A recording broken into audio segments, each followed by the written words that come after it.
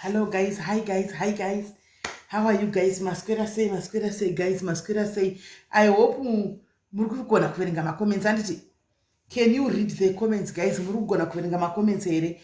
Masquera say guys, cheers. Happy Friday. Cheers to that chimanaika. Ifarai day nas. Tichiseka, tichifara. Positive vibes only. Positive vibe only. If you are negative, please forget. Nemu ya wamari, if you are negative, tokumbura kuti ugare wangu tisuduruka, mondisiyawo nemamwe machembisa angu tiri pano anditika nevamwe vechidiki vanofarira zvavo kutamba pano anditika. Right. Ladies, kumafikeng, how are you? So, I'm serious face yebasa. Unoteka face yebasa. Face yekushata yemasoja kare haya. Anditika saka positive vibe only guys. Anditika Hans was waiting for you. Ndandichuyalisi ndasina kuona tifona ina battery. Because ndandichimboita zvekubika muri. Friday andi vanoenda ku off. Kana vaenda ku off Friday. Saka inini ndomeka sure kuti dinner ndagadzira. Anditika saka ndachamboita izvozvo zvedinner. Ndapedza phone ndazoona kuti yakudini fana tega ndimboichargisa. Unoona. Twitter tichimwa berry blush. Andika Hans, I pray long live SIS MELLY, love you. Thank you Sipo, I love you so much. Namboona futi comment yako somewhere. I love you too. Thank you very much Sipo, I love you my sister. Hans natsi kusvika midnight. Nadudu vakomana. Haikona kudaro atina idi kumanyira. Tinenge tiri pano kuzohope ndo dzinozotikundira. Hope ndo dzozotidzinga pano. Right guys. Chekutanga ndikainditi I am so happy. Manyoni Chigora, how are you? I am so happy kuti mupurisa uya wakasungwa wechikadzi uya wakasungwa. Information yazo yatsokubuda nhasi neumwe munhu antika ari mupolisi force umu achiti anzi mai vaya vakatora video iya ndiya kudhara yave ne3 years vakatora video ichingove mufoni. Guys, munozvandogara chikudzai kuti zvimwe zvatinochengeta mafoni edu so zvinogona kuzotipisa one day. Mai ava vakanga vatoita this attract inoichi vakadzi varungu munoti kudii attractors guys inoichi imi vakadzi inoi kudii attractors inozichi inozatrichi guys. Come on guys, taurai mcomment section inozichi taurai mcomment section inonzi kudii attractors imi guys atrocity. Aiwa make it takangofanana atrocity atrocious. Make him kuti agona here. Kuti agona ka global here. Pose kuti inozi atrocity. Atrocious ndiro. She had done this atrocious crime. Sina bachana iwona ni 3 bado fonyera atrocious crime and thought that she had gotten away with it. She didn't know. Hanziri kupi Lorraine, let's meet with dinner. Iri kupi nati ona vari kupi tigoze maketa. Maita menache masara say yeah. Akafunga kuti she had gotten away with this atrocious crime. Hana kuziva kuti 3 years down the line. Guys, zvandogara kuziva kuti Mwari vanoona. Hanoona, Mwari vanoona. Zvandogara ndichikudzai. Kwai nhasi makatsvinda fani kwa murima. Hakusi kundiwanzirawo here. Shamwari, ini ndagara ndakatotsvida ndinotogesa. Zvekutodaro. Dei waitoziva munhu anonyatsokugesa. Unyatsotomuziva. It's just that inini ndinongoya sezvandiri palife. Handisi munhu anotakaita make up kugadzirira kuti ndakuenda kulife. Kana ndatonga ndodaba live but ndotouya sezvandiri andina wekuda kutaridza kuti ndakaita make up kana kuti ndakagesa kasindadai. What you see is what you get. Bvunza vanondiziva in real life, vanhu vakandiona madiaries in real life. What you see is what you get. Ukamusangana nine mabhanza angu ndizvozvo nende zvinyanga zvangu musoro handiona handitangi kuda kumfeka kuisa zvimadhuku kana kuti kuvharidzira Chii. Kana ukatora ndoya newig ndatobva kwandabva ndakapfeka wig iyoyo ndikauya palife. Handiona munhu anogesa manje anotamba nemvura ndini washuwaka right. Vanokudzai paya kuti guys zvizvi zvatinenge chiita Mwari vanenge vachiona. God is watching. Kana nguva yakwana, God will expose it. 3 years achiita zvinhu zviya. Kwanzi nemupurisa uyu kwanzi zvaari kutaura iye hapana munhu achaziva kuti ichokwadi here. Hanimaona kana kuti haisi chokwadi. Kwanzi akanga aenda here kuNigeria. Asi ndakamboti chitaure nezvino ndichingofungidzira zvangu paipai. Hanzi akanga aenda kuNigeria achiti kune munhu wekuNigeria achiti ari kunotsvaga zvinhu zvepromotion. Ndopaakanzi inda unovata nemukomana unokupiwa zvinhu zvakanzi unozora. Wovata nemwana wako mukomana. Wonditumira kuno video iyoyo. Ndokutora video iya ndokupa muNigeria. Muri kunzwa? Apa muNigeria, maNigeria vanogadzira mari. Hanimaona muNigeria nanzi anga achipomba mari munhu every time munhu aishandira muNigeria niyeyu for years. Ani muri kuona? muNigeria for years ashandira muNigeria achingo blackmail nevideo achingo blackmail nevideo. Hanimaona kusvikira izvozvi right now 4 years iwa. Vakapa foni vava manje kuda pakunovhura paya foni ndokuona mashura ndo vakazondikisa. Anti muri kunzwa? Saka ndo nyaya iripo kune vava vaiti kwai vakabatirwa futi chichi hapana kubatirwa futi paya zvaidove pachena kuti mai vairekodha. Hanimaona saka anzi ndo zvakaitika. Saka at least we are happy knowing kuti mwana akatotorwa nesocial services. Mwana uyu zvakaitika ane 10 years. Now he's 13 years. Mwana uyu akatotorwa nesocial services akaiswa muplace of safety. Ndo maari right now. Andimaona. Saka ndo iripo. Hanzi kuhaufane uya kupisa numbu. Okay. Wokubvisa numbu uya ndamufonera nhasi. Nchiti haufa uri saying zvikanzi ndiri right according to her, of which I don't believe that. According to her, hanzi makaita basa SIS MELLY ndaenda kwa doctor nesuro. Probably, or I don't know, it's none of my business anymore. Saka ndakagadzigwa zvese nesuro. I failed to understand. Kwa doctor kwakaenda nesuro akabva anogadzigwa nesuro. Andimaona doctor just like that kuzvitwa women's clinic zvozvo guys. Andimaona so ndangomuti okay iri bo but isi tiri vanhu vakuru todhira nenyaya idzi tinozviziva. Andimaona ndangoti yanga iri petro yangu, yanga iri nguva yangu, at least pangu ndakaita ndikazipedza. Kana akagadzigwa hake bo, kana kanosvika chibiro akagadzigwa everything is bo. Kana asinawo ndodha yazionela unozoona kumberi.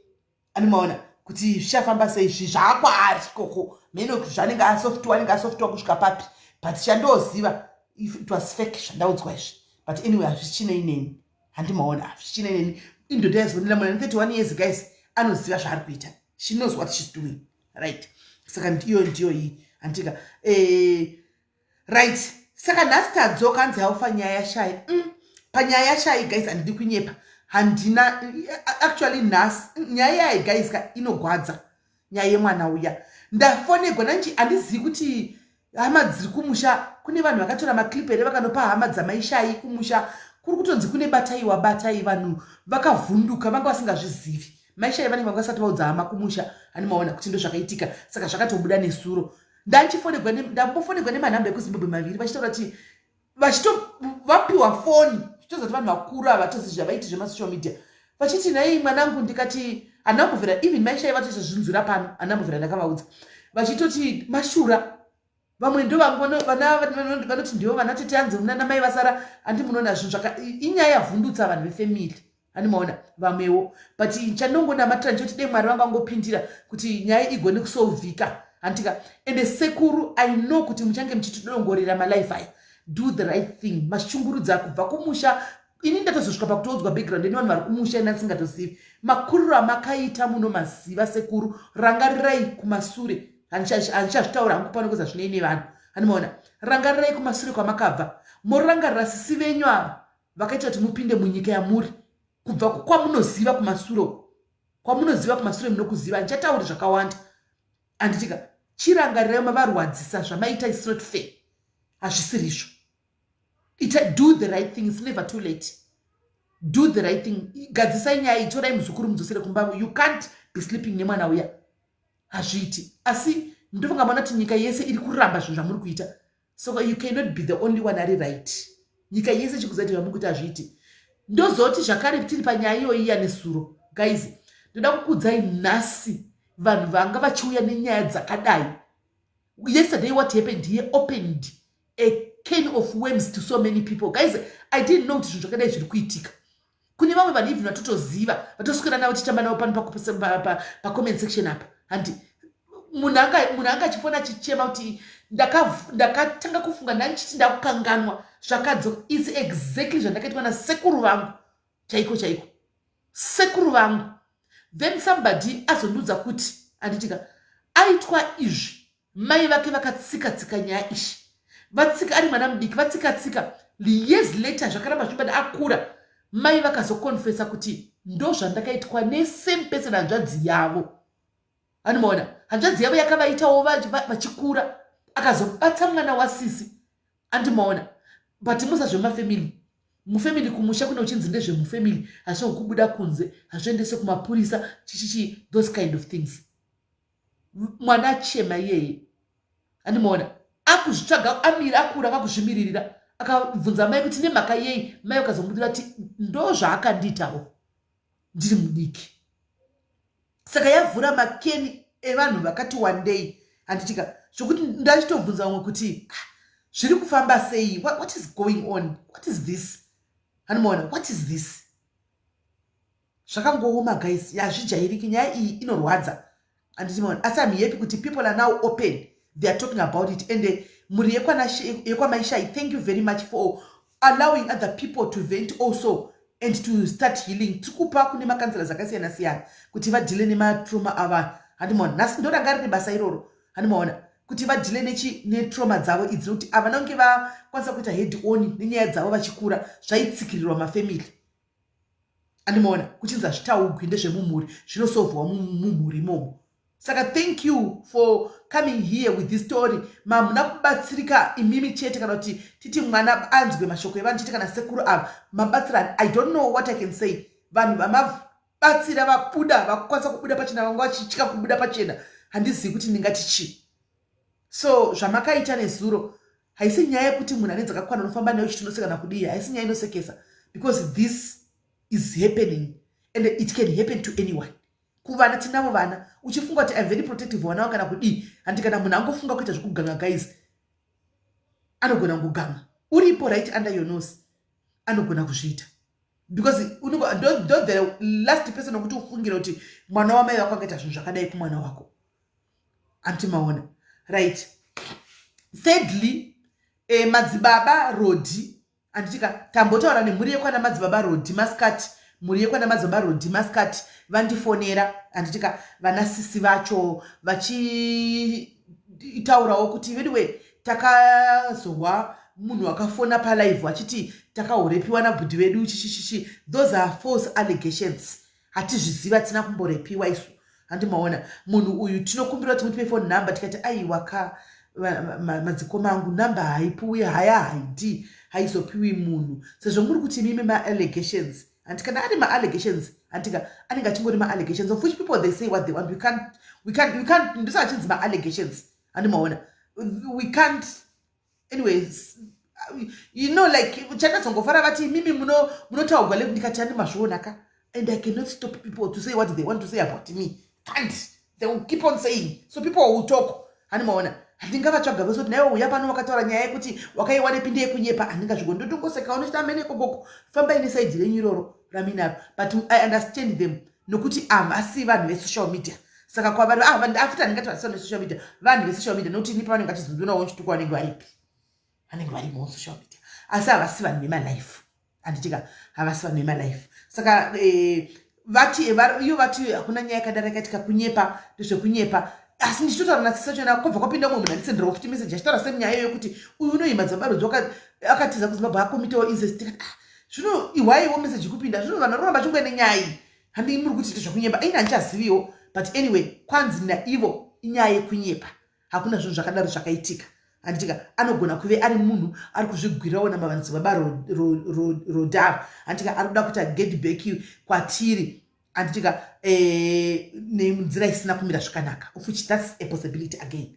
Andimaona right. Saka tiri mukati mekutaura imomo madzibaba rodi handiti vamboda kuti vaedwe ndikati handidi makudaro ndisadaro handidi zvokutoda ndekulive kana mada izvozvo anomaona vakati aiwa isati zvemalive tachitaura ini zvakanaka tichingoseka tiko kuseri anomaona but anyway madzibaba rodhi vazoti kana nyaya iyi takuitaura papati 2 vari kuda kuuya nesaidhi ravo vazotsanangura because inini even madzibaba vana ndichitaura navo pafoni andakanga mazita ravo ini madzibaba Troy vanzani kumadzibaba chii imi vanhuwo muzosiyawo kuti mukaona munachidlawo mari yake ari kunze kwenyika yakashandira guys motanga kunyorawo zvimacaptions nabasa muchititumira guys handiti ivapa ndiri paconference konotaura navo guys umwe munhu wangonitumirawo guys chivhidhiyo nandivazivi kai chamadzibaba vachizvidlira mari yavo kuda vangu vari kudubai here vhidhiyo vachidi vachinakigwa vachizvidliravo mari yavo vanoshandira hard and man handimona munhu unyora asioka imika social media vandimona kwai madzibaba haikona haikona madzibaba wanda vamwe vakane mizita rakataugwa nezuro nda kutokanga mazita raveni vane zita rakataugwa nezuro murara irumbidzai ndinokubloka anditika ndinokubloka murare rumbidzai here I will block you. Let's learn to respect other people. Chandakatopfeka chemusoro ichi and ukati ndikuzvida zira rangu rino iri izira rekuti ndichawanikwa chizvida iri izira rekuti ungandiudza tukaenda vakapfeka chinhu chiri musoro icho vari kusvika zvekuti ndingazvida nechiendibhendi icho chiche 30 rand ndochaungati ndozvida nacho watakakuona ndakasa zvemeendibhendi nhasi usadaro ngatitambe zvakanaka naika iwo uyauteerera zvandiri kutaura sena nekuti ndakapfekei ndo problem yamunoita yekuda kuongorora kuti munhu akapfeka china sai vakadii ini ndinoya zvandakudza kuti ndakatoita zvandouya ndiri handisi kuzouya ndakakugadzirira iwewe kuti uone kuti handisi kuzopfekera iwe handika siyana nechinhu changu chine maziso ichi chiri mumusoro aiwa vasi madzibaba edi kwete madzibaba edi vamwe vachona pane vamwe vakamenchenwa mani madzibaba Trumpson hanzi madzibabani Thompson amenu somewhere there vanofara kutangana Tibet handichanizoziva zita ravo madzibaba Trump train vanzi chiko handichazivini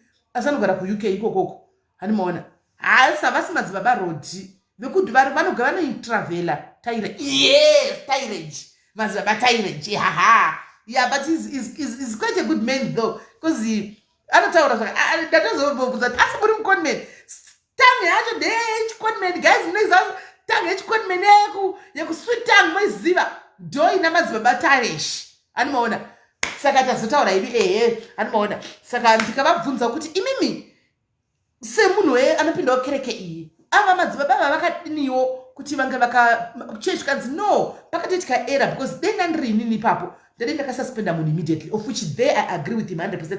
Ndo saka tatakaisa zita ravo kuti sechechi what did you do saka ivo vari kuti okusaidi kwavo vakaudzwa kunzi nyaya iyi vakatoudzwa namadzibaba rodhi vana mama vashai kuti muri kuBotswana kunoku ndo zviri kuitika ndo zvavataura kuti vakaudzwawo vakaita zvokutoudzwawo namadzibaba rodhi saka hatizivi nokuti nesu takanzwa namai vashai vachiti nyaya iyi yakabudira kwasekuru svatu kuZimbabwe ndokwayakabudira saka ipapo hatichazivi animaona saka madzibaba rodhi kana nyaya iyi ndakuiita pati 2 ndichavadedza andiya vauye pano antimazviona votsanangura kusaidi kwavo because vakutiraya kuprotectawo chechi yavo antimazviona asi ndambovaudza kuti I don't think it's gonna be a good idea though but vari kuda havo antimona nokuti me knowing you Zimbos, me knowing us Zimbos now you see he comes here we're opening a Pandora box guys a box ra Pandora riya rovhugwa mai mwana mukatozobuda zvinhu zvinogona kutozove shocking antimaona so but ichoice yavo antimaona because he's got a church to protect though anditika and it's not like isusu we kana chiti church we are attacking everybody ndo zvadai chitoda izvozvo kuti titokonye vakuru vechechi so that next time nyaya dzakafanira idzi kana dzaitika vanobva vafunga kuti mai wekani ikasvika uko chechi yedu they must do the right thing immediately nyaya ipa yakabuda vaifunga kuti kuna baba hatidi kuona ipa chechi pano go and solve your issues munosvibisa zita rechechi animaona because right now kuchengeta kungoti postore kumazuva mashowe but the truth is munhu anenge akaita zvinhu zvimuchechi haisi chechi yese antimaona so ndo nyaya yanga iripo iyoyo zvanasi feedback ndakupai anditika tirega tipinde munyaya ansekuru makataura navo sekuru havana takazotira kufona zvenezuro paipa sekuru vauye pano vataure nyaya chona sekuru havasi kuda sekuru ndakavakumirirai uyai sekuru tigadzise nyaya sekuru uyai totokufarirai totokudai muri kutonzi nevanhu vekudurban vakanifanira nezuro vandifanira nhasi anzi muri munhu bo. People are shocked. Vanhu vavaigara navo kudurban, vamwe maitamba navo, vamwe vaidzidza navo, vari kurohwa nehana kuti kwai zvii zvamakaita makatanga rini, hatikuzivii makadaro. Saka there's still chance kuti mugadzise zvinhu sekuru. Uyai titi wangu titaure sekuru, gadzisai zvinhu izvi mugadzise kukama hwena sisi venyu. Munovanidha, sisi venyu hamuchavanidha. Andimoona, muchavanidha, but she will never be there. Andimoona, kana musina kugadzisa nyaya idzi. Imi rangarirai kwamakabva, ndozvandogona kungotaura. Rangarirai kwamakabva, kushure muchikura uko, rangarirai. Chete. Right.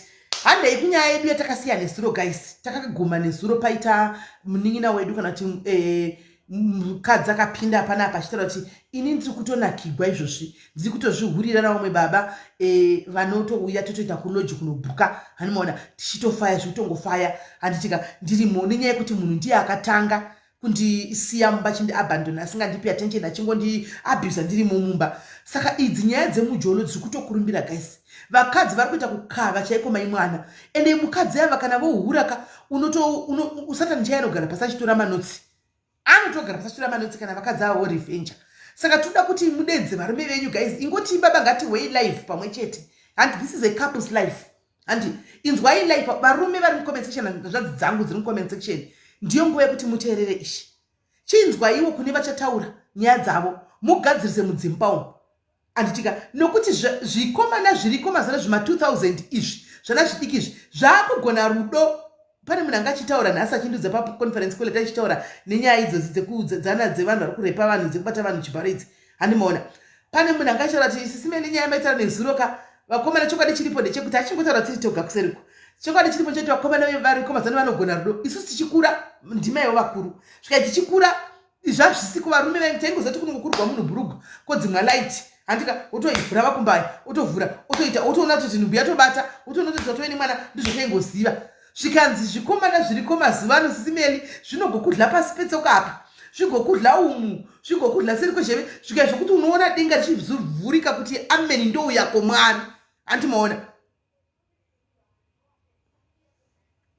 nai shumburesi unodaira munhu chiza kungobloka munhu nai vedwe. Wadzangobloka munhu uyu Ivanzi, musamudaire uyu regai tive tangobloka. Mukasura mchinetsekana nemunhu akadai, kaiti bloke munhu, mukasura mchinetsekana nemunhu akadai, so block and move on. Muri mamoderate, just block the person. Zvindi anoona kukova muko, handimaona right. Kaiti vena delete comment yake boss rikutona chikutokudisturb. Delete that comment. Varume vauya kuzorwa akugwadziwa nezvandikutaura pano, handimaona kuti vakadzi vari kuhura kunge ndini ndakati mukadzi wakamuhurire. Naiwe Ivan zina ndina kuti mukadzi wakakuhurire, kana wakahurirwa nemukadzi ina handisi ndakati mukadzi akuhurire. Totozama kuti tibatsirane nemimi kuti tifugunde kuti vakadzi vasahure. Zvodoya panotaura zvinhu zvisingaenderani, pano kuti uteerere panapa, handimaona right. Saka guys teererai munzwe. Saka guys namba ndapina idzo, antika no judgment. Ngatisajajai vanhu guys, no judgment. Regai vanhu vafone, regai vanhu vataure nyaya dzavo dzavakapindana nadzo. Antika isi takateera tichidzidzawo vanhurume. Torai manotsi kubva nhasi mudzidze kuti vakadzi vanoda kuitwa romance. Andimoona vakadzi vanoda kuitwa romance, andimazviona kwete fugundei. Indaona vamwe mai vanga vachindudza masikati tatitori 3 paconference call iyoyo tatooma nokuseka, andimoona. Saka guys namba ndapina nasi Friday night, andika tichitaura tichimwiramwira.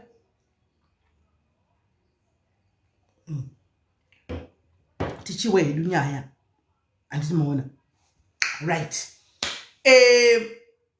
Fona itinzwe guys, fona itinzwe kuti chii chakutumai kana wakambohura, handika hako chino wakazorega fona wambotudza kuti wakambochi chakambokuita kuti uhurewe uri pamurume, handika kana uri mukati mekutohura izvozvi. So itofona kutodza kuti ini sisi mele ndikutongohura nemadiaries edu, ini kumba kwangu zvakamira zvakadai, tione kuti tobatsirana sei, handika tione kukorektawo mamistakes wamanenge achiitwa nevamwe vomudzimba, handika nokuti pamwe techiti varume vari kungokutumai kuti muhure, pamwe niwo rinenge richingove shaviwo zvishuwa kumba zvinhu zvinhu zvakabatana, but iwewe ndiwo unenge une shavi rekuti unochida ngowachi varume vakasiyana siyana. Saka tichida kuti tinyatsonzwisisa, andibona tinyatsonzwisisa kuti zviri kufamba sei, handisiyai tihure. Okay, alright. Hatisi kuramba kuti musahure tinosi, tati toda kuziva kuti chii chakonzera kuti uhure nhasi. Handika chii chaita kuti uhure nhasi apa guys kuri kupisa singaiti. Kuri kupisa pamustadi hamuna kana aircon muno. Hamuna kana aircon. Anti mazvona. Saka toda kuti tiwise kuti chii handika chiri kuitika hanzi muna Beni. Aiwa nasi tiri kuBeni. Saka guys kwanzi SIS MELLY you are lightweight anyway imai fund lightweight ini.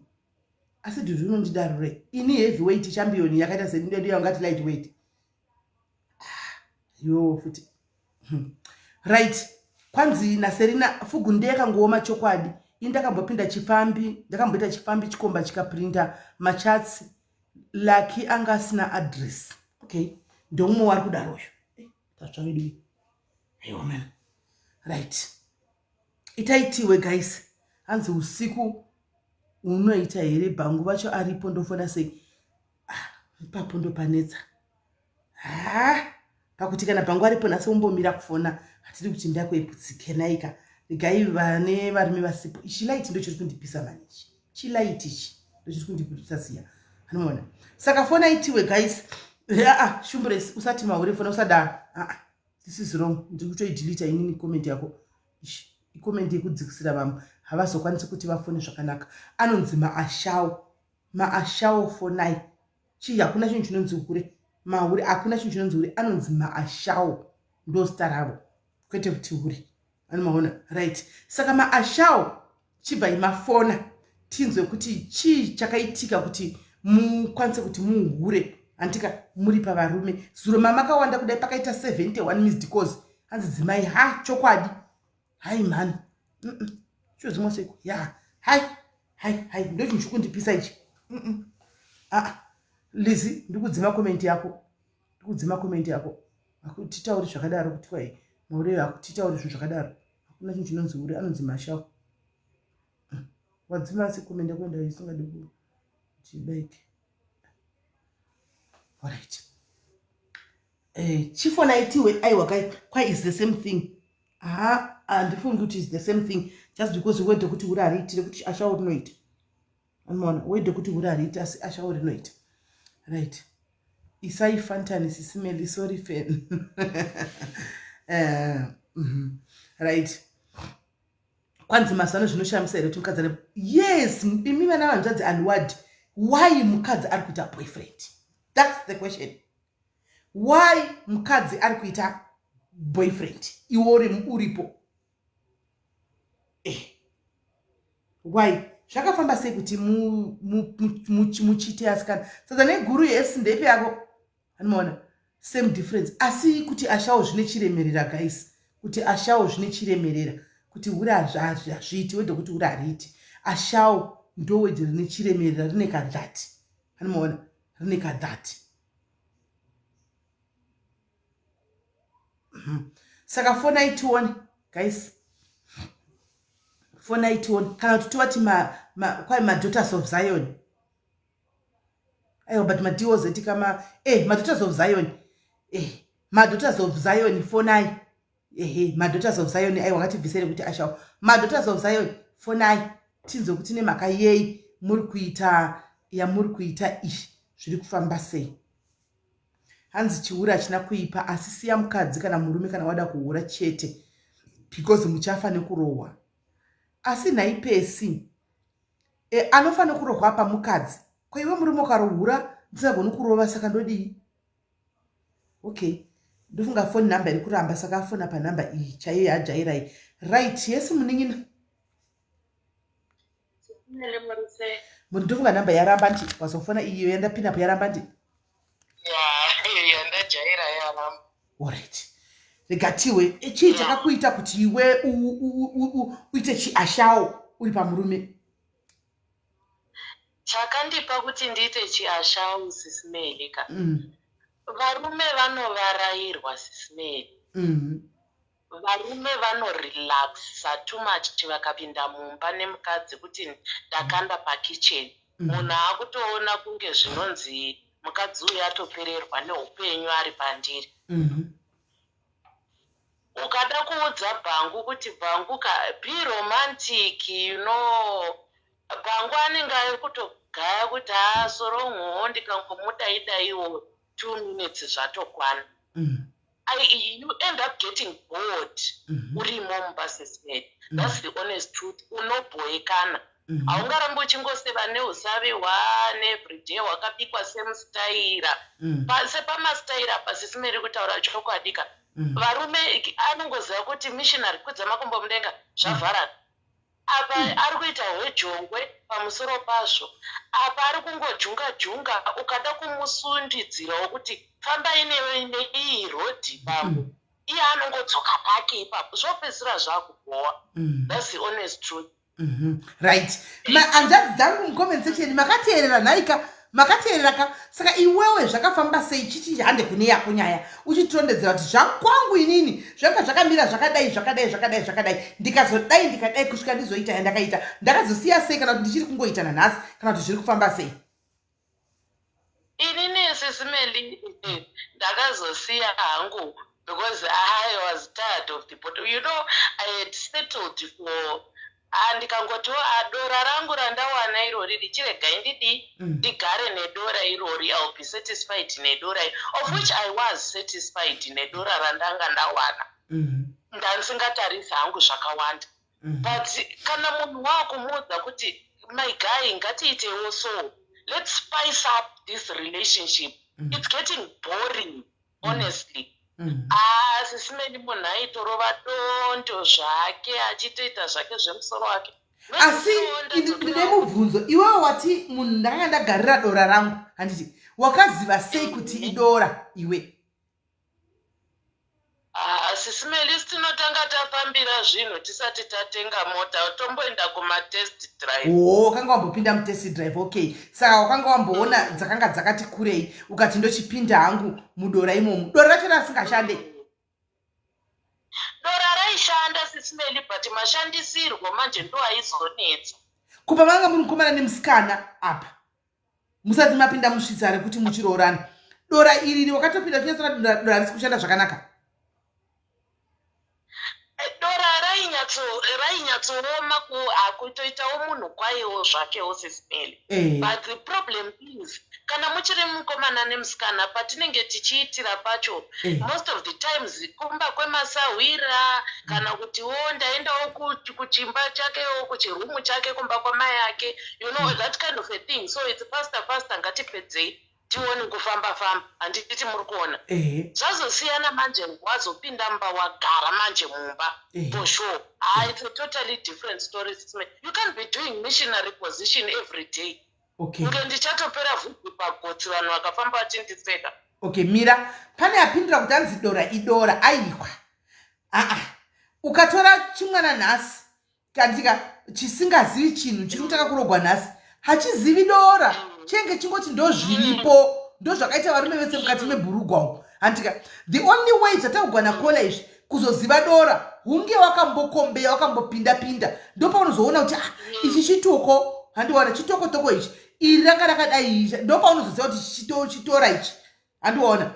So ndati ndikupindire papa kuti wati dora ragara idora unotozozi kana uri mwana ari kubva unongosatombozivi zvese izvozvo handiona. Saka iwe wakazoti waona zvadaro mumba ukabva watsvaka boyfriend? Ndakadzokera kuna ex SIS MELLY ndo chokwadi chiripo. Kwandakambobva ndo kwandakadzokera but unfortunately ex anga ane mukadzi wake. Saka taingosanganawo pataisanganawo tichiitawo zvatinoitawo because ex aipambawo nebhora. And ex was adventurous. He was that kind of a person wokuti shamwari ngatimboisa gumbo pawindow rimwe riri kudressing table timboona kuti zvobuda sei. Alright. Okay. Baba boy kumba vari kungoita chegotsi industry. It's boring. It gets boring. Handisi kukurudzira chihure SIS MELLY. But the honest truth of the matter is kana varume vanombotamba ujaya hwavo pachokwadi chaipo. Varume vazhinji 3/4 yevarume 3/4 and a half vanotamba ujaya hwekuti anoravira dzakawanda panzapo. When you see a man then settling for one person ambotamba panzapo. Problem yedu isusu vakadzi chakuita futi kuti tiwanze chihure hatisi kutamba umhandara panzapo, hatisi kukurudzira chihure hatina kutendai munorararara nevanhu but hatisi kutamba umhandara hwedu.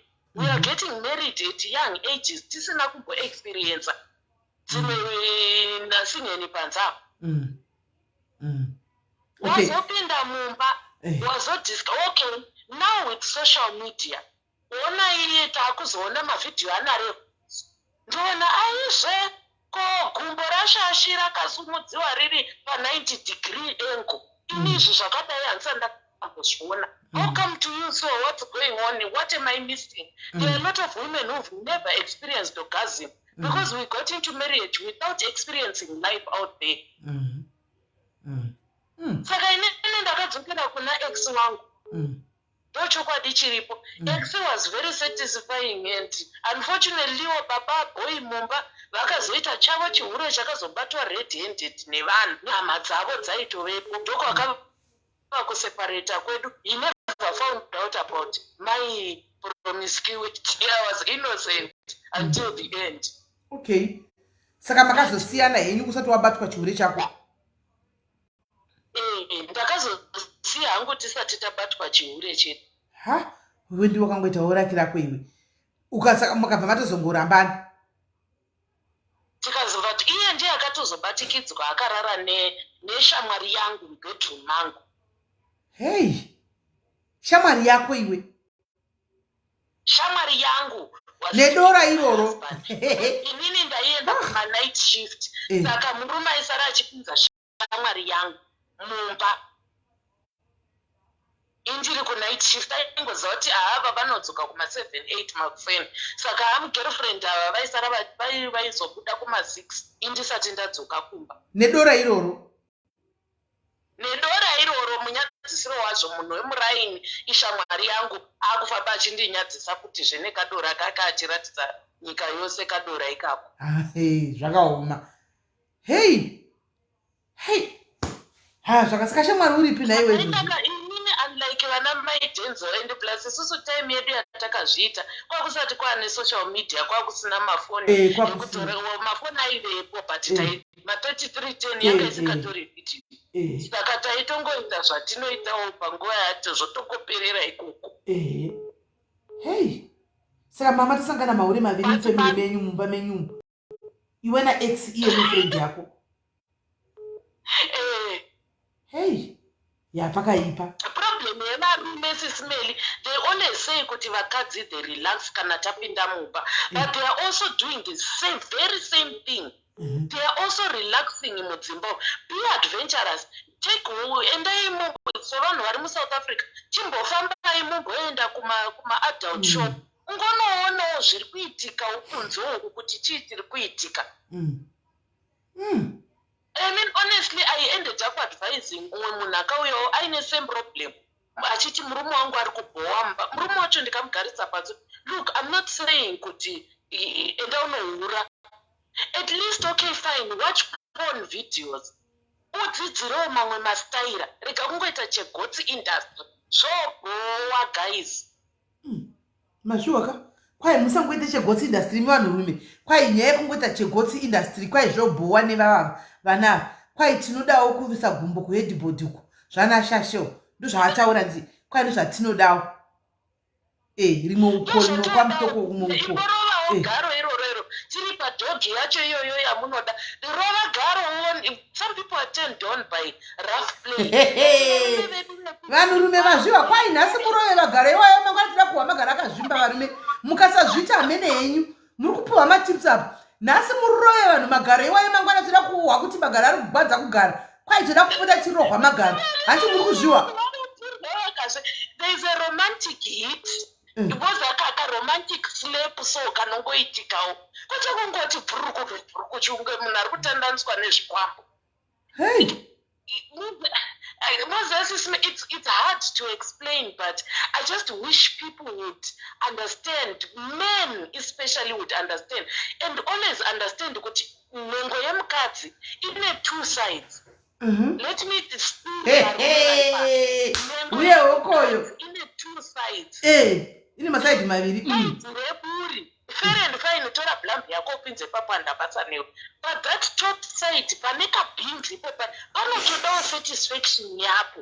And you find kuti mukadzi wako squirting iyaya inotaurwa kuti mablanketi anoti chakwataka inobvira pakabhinzi iko kakainga katambisa haikona kuti kwiza bhinzi unge munhu akutoda kukuya dovi please tapota hedu bhinzi yakafananawo nemusoro weblambi its very sensitive tambisawo uchiziva zvauri kuita kadzi akakuti tambira ikoko to the left to the left to the left to the famba nekuleft uchienda ikoko haikona kuzozungaira wakuenda kwako wega kwai musazungaire muchirasika mepo wonzi kuleft yoti kuright wonzi kuright yoti pasenda kwai hatizvidi handiri kuzviwa varume vanzwisise kuti stonyeni yemunhukadzi zvasiyana neblambi blambi ikangopinda mustonyeni zvatovharana stonyeni yemunhukadzi its two sided and both sides need satisfaction. Trust me, your woman will never go out there if you satisfy her on both sides of her stoney.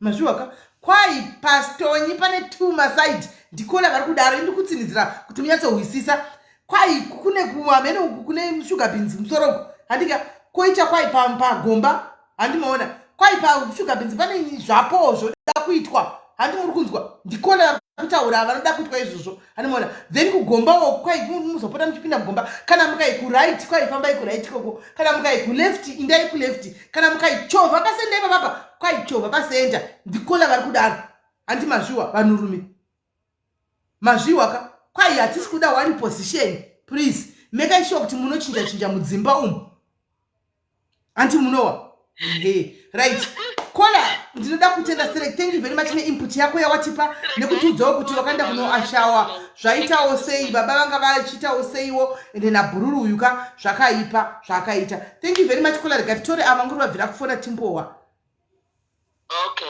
thanks kola hallo kola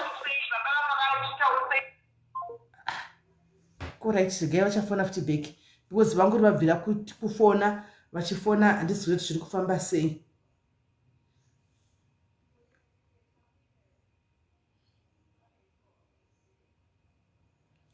right kola hello hallo kola ndiri right muri sei kola unofara here kuri sei koko ha kuno kuri kungopisawo tichingodai tichingowana dzize kuhura idzi makaura ini makahura makahura chete ini chii chakaitika yo sisibeli takagara nemurume wako kubva kuchikoro takasagara kuchikoro ende zvakangoma sisimeli zvakaoma you know unenge uchiti ndawana umwe wangu but iyo nhau yokungosangana nevarume vasina kudzidziswa kuti mukadzi anodiwa sei ndozvinonetsa I think our husbands wakakura in a generation yaisaratidza vana baba kuti mukadzi anodiwa sei vanofunga kuti kubhadhara renti nekuita sei ndokuchengeta mukadzi but handizvo sisimeli chakaita kuti handina okay sisimeli chakaita kuti nditore step iyoyo ndechekuti murume wangu aiva neshamwari yanga uchifema kola uite uchimboregedza uchifema ndikuunderstanda twakabata minhu ita uchiregedza okay murume wangu anga ane shamwari yake yaiuya ichiuya makuseni yofona yoti zvoni butisa vana ndine vana vangu 3 vakomana woti hunza vana ndivaendese kubreakfast the next day ouya pamaweekend hunza vana ndiende nawo kunonzwi kumabreakfast kumapaintball and you found kuti that becomes attractive ndakangoramba ndichingofarira shamwari yemurume wangu why because aiita zvinhu zvaisaita murume wangu okay handina kurara naye but you find kuti varume vanorelaxa mudzimba and other men are out there looking after iwewe nemhuri yako wakangogara but sisimeli ndakazongoitawo hangu kapainkiller kandaisanganawo nako it's not kuti ndaizvida no, but kungoreurira kuti zvinowanikwa sisimeri hatizi mahure mufunge, but macircumstances muupenyu ndaanokupusha. Unopinda mumarriage uchiti uda kugara but unobuda wamuroyi either or even izvo zvamutaura kuti wana ashawo o mahure. It is depressing. You are married but lonely in a marriage. Saka handi kuti tinozvida, no, tiri vanhu venyama. Iyoyo kuitwa missionary zvinorwadza sisimeli. But iyoyo shamwari yemurume wangu ndakazobatwa mameseji ndakazotongeswa sisimeli hazvinaki. Saka it was bad. Kumakazobatwa seiwo zveimi? Chakaitika ndechekuti mukadzi wacho akabata foni here ndokuona mameseji. From you, zita rakaitwa renyu chaipo? Zita rakaitwa rangu, but not we were just flirting. Handina kurara naye. We were just flirting. Saka akaona mameseji anditi. Akaona mameseji. Aona mameseji ndokutumira kune murume wangu kuti ona. Ndo zvakaneta izvozvo sisimele. Ndokubatwa kwandakaita. Saka mabatwa zvikadii ukola? Mati? Mabatwa zvikafamba sei? Mukadzi akauya kumba ndobva ndatongeswa, hamusati mamboona zvakadaro. Unonyara kuti ungechati pasi vhura ndipinde? Imi ndakazvinamatira sisimeli, handiri kunyamati kuneba. Ndakazvinamatira, I remember ndaitongeswa ndiri kumba. Ndakangoti Mwari nhasi ndichafa. But you know, Mwari akangonditira nyasha. I don't want kuunza zita raMwari paizvi. But you know, I just prayed kuti Mwari ndibetsere. It's not easy. One of the things is varume vanorelax. I am one who's paying for everything. Maybe I drive my own car. Ndozvisira fuel. Ndotengera vana chikafu. Ndotengera vana hembe. Handizive bhurugwa remurume wangu. Handizive kuendeswa kumadhina. Handizive mamasaji. Handizive kudiwa. Saka zvinorwadza. I can feel the pain in your voice. You see others. Ko yake mari anenge achisepi naikola? Sisimeli handitombozive mapayslip ake. Handisi munhu wekuti anotsvaga inonzi chinyi zvinhu mufoni make. Handisi zvinhu zvandakakura ndichibhiliva. Saka handizive kuti yake mari inobva kupi. Nhasi atonditi nditorerewo chikwereti ichi ndibhadharire. Because inini ndakawana, I don't want to say a higher paying job, but I think ndiri kutambira more than him because ndaku-NGO. Mavene makore mangani muri mese kodi? Mati? Mane makore mangani mune murume wenyu? About 27 years now. Saka pa 27 years, my sister, you don't know payslip yemurume wenyu? Auntie, that is sisimeli. You know, I am that type of wife where, you know, I obey. Ndakakura in a certain church yekuti taingodzidziswa kunzi marriage is everything, unoteerera murume and all that. So handisi munhu wekuti ndaida kuvhunza. I believed and took his word kuti ndo zvaaita sei, ndo zvaaitaura chokwadi.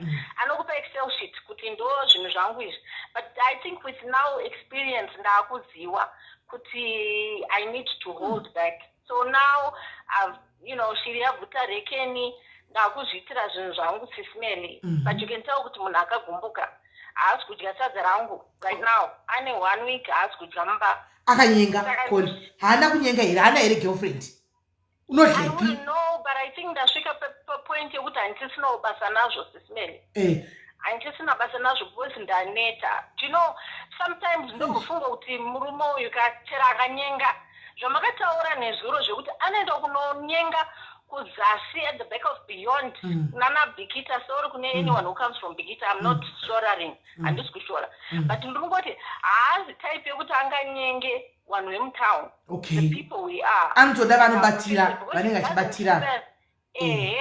Anoda anotora tennis yokumamisha. Ndiye anoda because ndiye asinga understand what it means to be really loved. And vane a different type of love yavari kutsvaga. Saka yes, my circumstance and being lonely in marriage push you. Saka unongosingade kuzvita. But sisimeli unombondwa.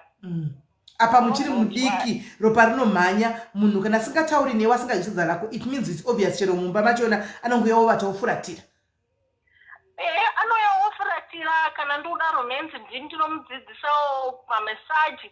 If we need to go anywhere for a holiday semhuri ndindobhadhara. Kana ndoda no my sister ndindobhadhara. Chokwadi Sis Melly akawe yake achinda kubasa zvese zviri mumba. Sis Melly, I do everything and all I want rudo. But all you want is just love. Wakamcorrect anovati hey, I want to respect. Sis Melly, what have I not done? Ndakatekerwa na baba ndakabvisa mari yangu yababa wangu paestate kuti ndimpe kuti akwanise kuita zvinhu zvake. Akaita ane dzimba 2 muzita make, but because mapepa angu anga asiri right akaisa muzita make. But now ndogara ndichimuti isawo rangu sakani Melika.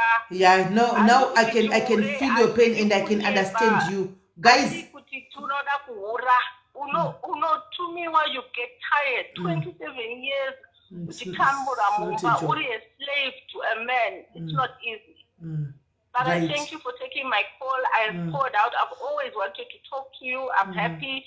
Waskana, let's pray for our marriages. It's not easy. Judge. Sometimes tunoshaya kuti saka ndinobuda sei. It's the Stockholm syndrome. Unongoajaira the abuser. Saka it's not easy. Judge ndapota. Andizvinyore. We have walked a long mile, takabatwa, takaregererwa, and I believe murume wangu akaudza my mother kati this person, she's a good woman and didn't see it. Why? I am a good person. I'm a good friend. I'm a good mother. But because of mabasa ake unoona wadona, and society is not kind. Yeah, But thank you, Sis Melly. Wow.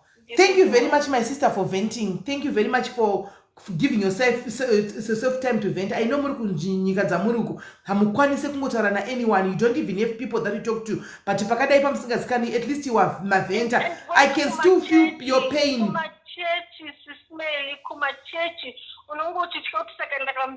will be judged. So you just suffer in silence. I'm tired. But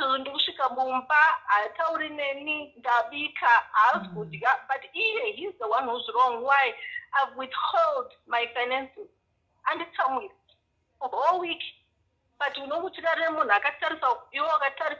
it hurts.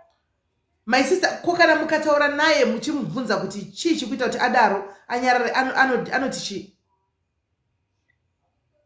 Asi munhu anotaura haadi kutaura anonyarara. You know, and chimwe ndechekuti akakura achiona baba namai vachirwa. Okay. So he haana matools, haana an example of how a woman is loved. So to the women here, be careful of the men you choose because you have given an example to your sons and also to your daughters to tolerate. And for your sons, avasikuwana an image yekuti mukadzi vanodiwa kana zvichinzi rudo chii, handi missionary style, handi kubhadhara rent, handi kuya nechingwa. It's lowering yourself kuda mukadzi wako. It's easy kuda munhu kurespecta munhu anokuda. Bible chairo rinotanga nevarume. Varume idai vakadzi. And then you find it's easy for a woman to reciprocate with respect. But Kola, when you are looking at your marriage, when you're looking at your husband, do you think he loves you? Kana kuti agarra vana, kana kuti agarra makore, because is there, that thing is there chekuti tagara 27 years tese ndichamusiya nchinda kupi nyika inoti chii. Kana kuti vana vangu tikasiya vana vangu vanondiona sei, obviously vana vakura pa 27 years ka vanozoti chii, saka ndichangogara pano. Do you think he still loves you? Kana makatarisa imini?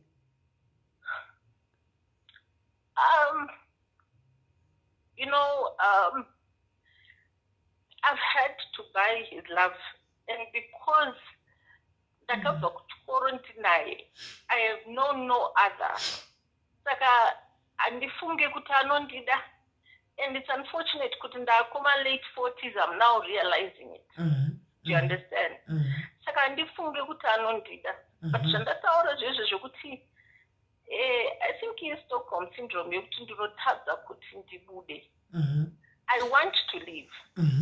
and pane pamwe pekuti akanditi enda I'm sure ndinogona kuenda, but maybe I'm waiting for him to make the first step, or he's also waiting for me to make the first step. But it's just not working. That nature is merely you pour from an empty deposit, from an empty vessel. Ask to deposit anything mandiri, and this you could gamari yake.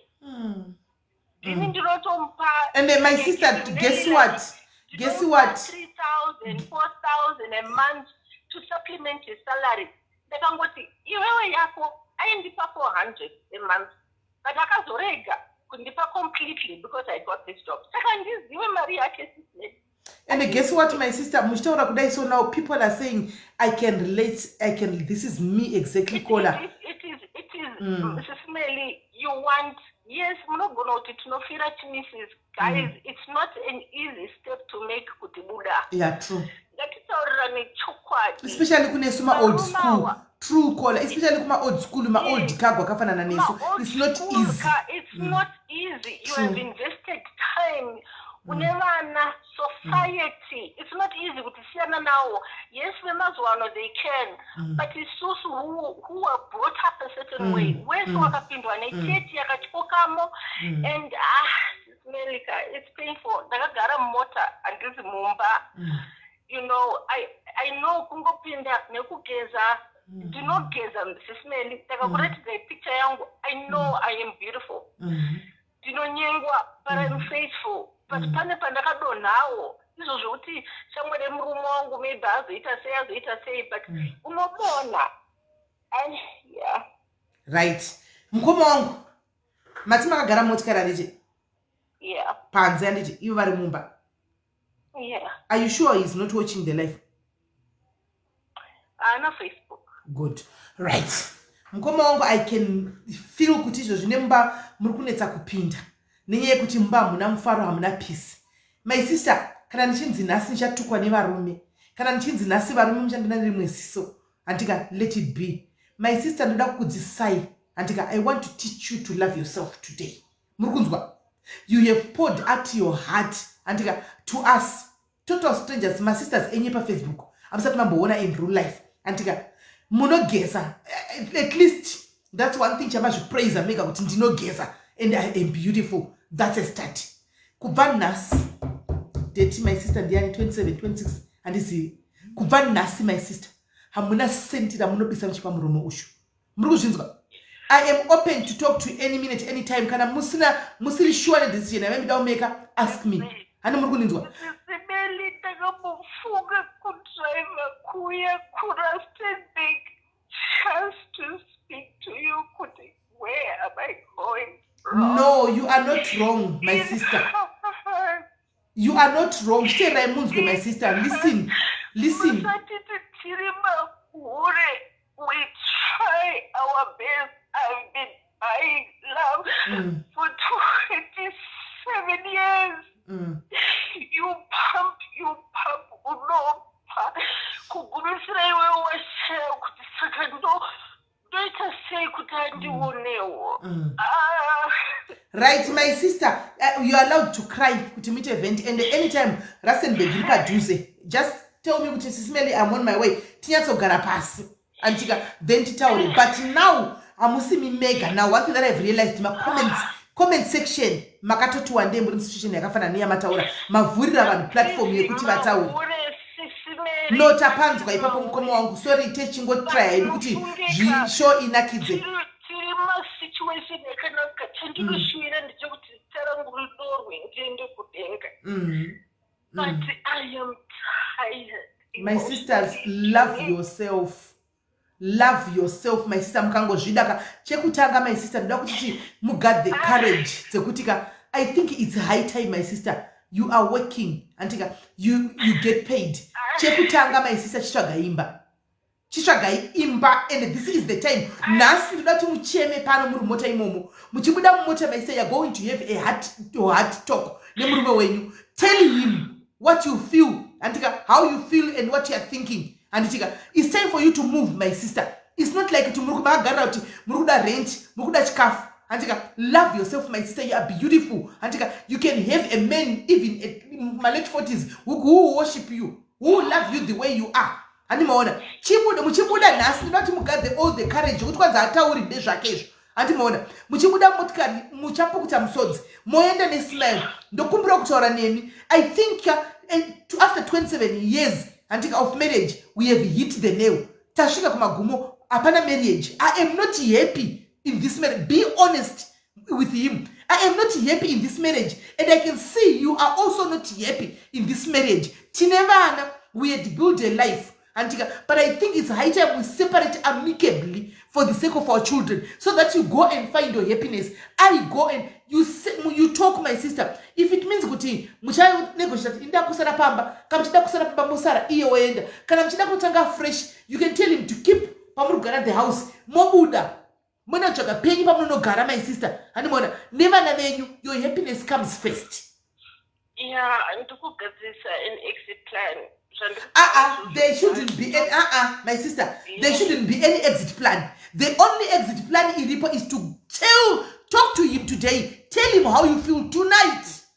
Nasi, we are here, sisters. Tiripo, tonight go and talk to him. You know what? I'm tired of crying. I am tired of buying this love.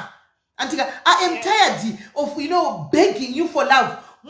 Let's agree. Hauna happiness murume wangu. Nene andichina happiness. My sister, let me tell you, you can be married for 35 years and you can grow out of love after 35 years. That is what is happening in your marriage. Hamusina rudo. Mese makabuda pasina nerudo. Antimaona, apasi sina. Budai kola. Budai, my sister, muchiri right. Antika, budai musiye you work, you mukataura shaka naka amicably muchesha msika mchimuza nasika ashitokuza kuti danshisha ndokuza say. Animona, then they knew I'm not happy. I danshisha ndokuza say saka katuita say totora Chii, yotora Chii. Mukatoisa over shaka naka, my sister. Of course I'm not going to budai mangwani. Antika, okay, baba ningi. I'm going to be here for the next month. Shaka pekuti ndiende pangu. Antika, for now I'm moving into a spare bedroom. Animona, muchabika achida mushona chichikaza renyu. Muchamuona chirijika. Kana mabuda bedroom yake. Antimona, because aninga kuti ndakufurwa nemhepo. Antika, muchabuda mwena bedroom yenyu imimi mwedzi wese uri kupinda uyu. Muchinda kuma agents enyu kana kuti muchita zvamunenge muchita kuti muone chi enyu accommodation. Motobuda zvakanaka. Muchiudzana kuti ndotora fridge iyi, iwosara ne woda kundipawo chimwe chi, musaita noise. Budai zvakanaka kola. Tangai manzwa kuti problem iyeka muudze tiya chabuda. You might be shocked that ene ndandishando zvitaura sei rega hako ini ndibude mukatoshamisika ende musi wanobuda zvichakurwadza kuti ndandajara kubikira munhu asingadyi chikafu, asi after 2 days muchanzwa peace inokurovai, my sister. Muchanzwa mhepo inokupindai kuti saka ndo zvinoita ndoda kuti mumbobvunza masingle ladies akabuda mumatoxic marriage kuti vachisiwa pepa vari vega vachitenga kudai vakanzwa sei, vanonzwa kufurwa nemhepo. Ndipo unovaona mangwana vari kumapatuko, mangwana unovaona vachijika kumarestaurant ndiko like freedom. Ndosaka celebrate a divorce. Vamwe vachona freedom inenge yasvika. Because right now I'm not freedom. Haisi marriage kole kuti munosvika pamba penyu. After being married for 27 years, you sit in the car and you start crying. No, my sister, no, my sister. Really, Marital, I love you so much. I love the work you do. It's taken a lot of courage to do a panel. Of course. I know I'm safe here. I can pour my heart, but I would definitely come to Rustenburg. The dictatorship, and yes, I want you to walk this journey with me. We are going to be with you, Kola. But we are going to be with you, but Chikumbira Kola, if possible, Nas, do not muchipukuta msodzi, machema shakwana. Machema, you've been bottling up mukati chema every day. Shakwana. Uri marriage, unochema, ari paside newap. Achouke. Achouke. It doesn't reach out. If the pillow would tell of my tears, you feel unwanted.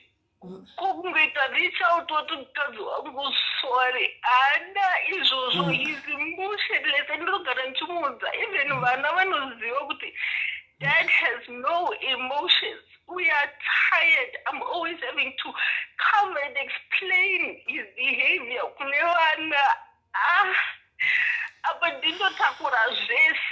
I pay financially kuti ndifaro kuti aripo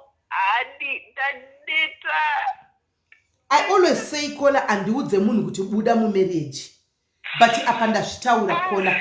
Ndazvitaura zvave kwamuri nokuti muri sisi vangu. You are my sister. I know mune that fear of the unknown. Mune that fear of judgment. And from people from Hama, from church. But kola today for the first time I said leave. Ndataura kuti budai. And I'm still sticking to that kuti kola. Kana butiza shinya chako chako budai kola. Kana kuti if you are not certain anditika kola madikumbo itakana imbo budai mumbo itakana 2 days go to a hotel close by. Mumbo no nyatso no funga. Muriwa imbo msiyai until weekend. Mangwana like matoro noka you should have done it last. Mango muza to know I need to introspect. Saka kana mchidamu ndandri pakati boto mitra video call ajo ono to murimeka. And I need to think. Tudakumborowa nemepo tudambo furu nemepo. Muchata muchifunga muriko muri one. Pamunodzoka ne Sunday manga mchidzoka ne answer chai. Because it's not healthy guys. Tiba tanzigara vachema kudai so. Alright, Sis Melly, I need to go. My turn. Alright, my sister, talk to me. Call me tomorrow, then we can talk further. The chapter, I'll do that. Okay, so my sister, she put time so mpinde umba. Guys, this is heartbreaking.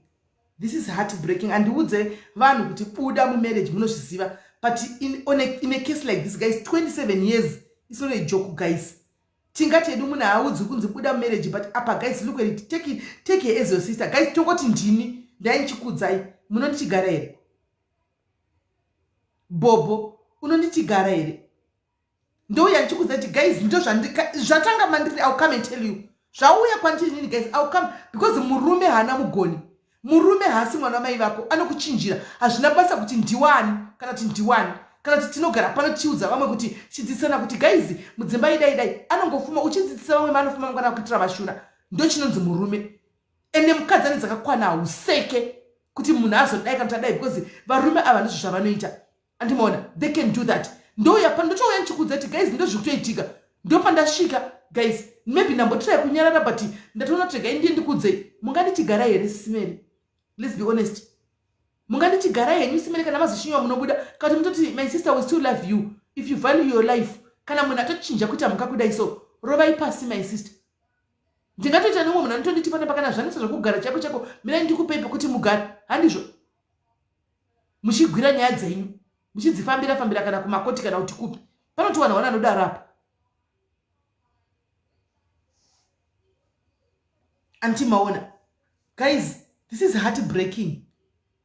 This is heartbreaking coming from a mother, a sister vari kuti ndiri kuma late 40s, probably 49 48, I don't know. This is not correct. Guys, it's not easy. Munari ashika pamba pake bokubasa akagara motikari. Agara motikari kuchika kupinda mumba. Entoti ramba yenyu makagara kola. Gara yenyu. It's painful, guys. And she is not the only one who is going through this. I don't know.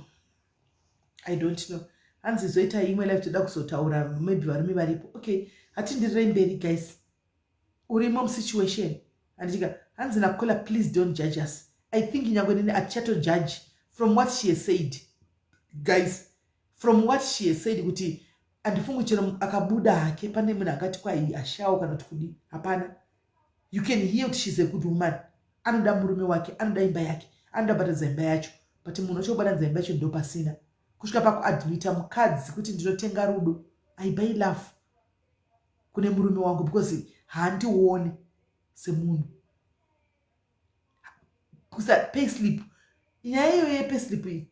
Imi ngativei honest in comment section. Vangani vanoziva mari dzinotambirwa nevarume vavo? Muri vangani vanoziva mari dzinotambirwa nevarume venyu?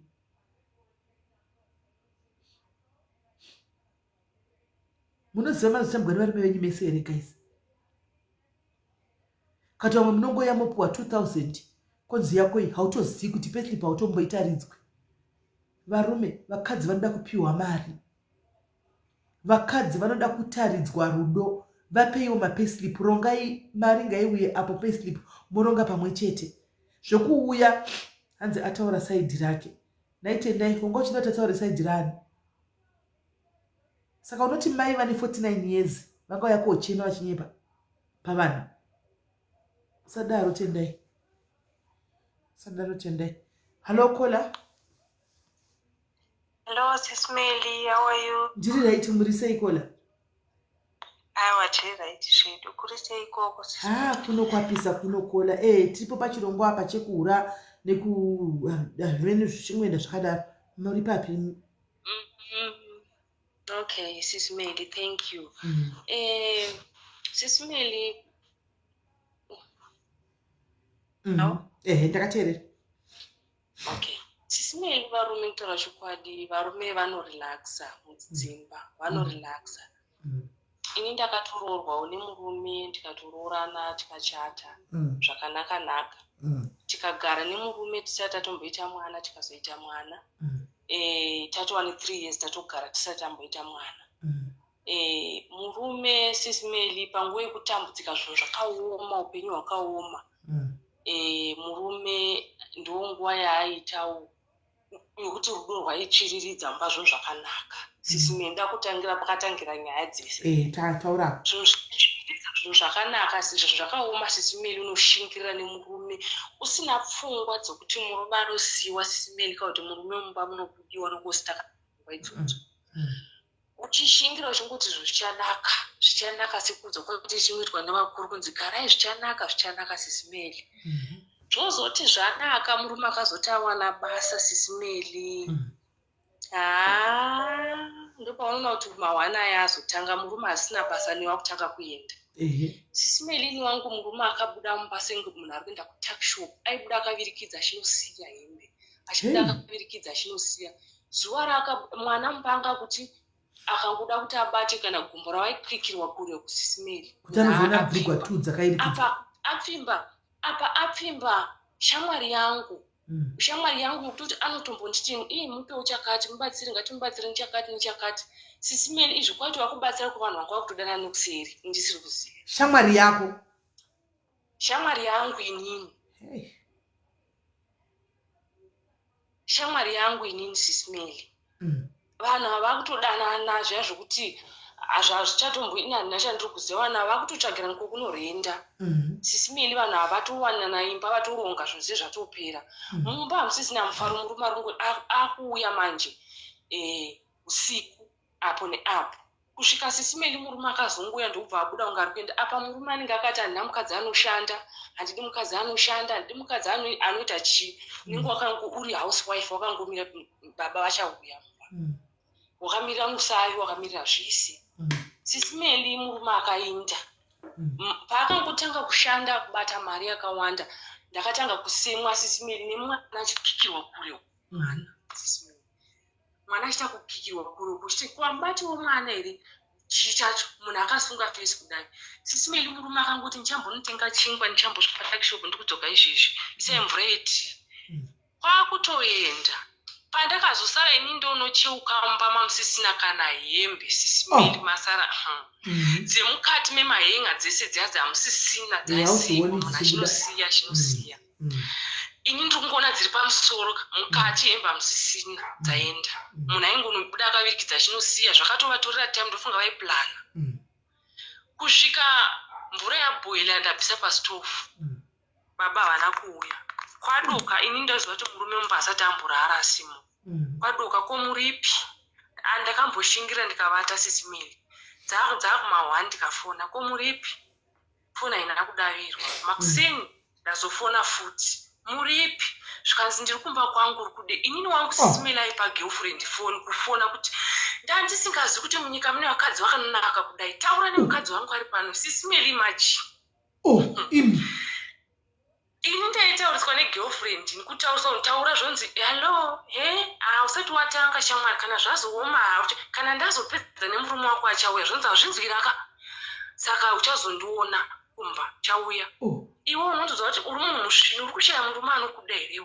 Uri kushaya here kana murume anokunya murume achifona achitaura izvo zvari kugirlfriend. Sis Melly unomboita ngo uri kuroota here kana ndiri kuroota here kana chichiri kuitika. Apa ndiri kuyamwisa mwana ane 6 months. Murume akutova kugirlfriend akutodedzera kuti ndakumba kwenyu inini handichauyiko.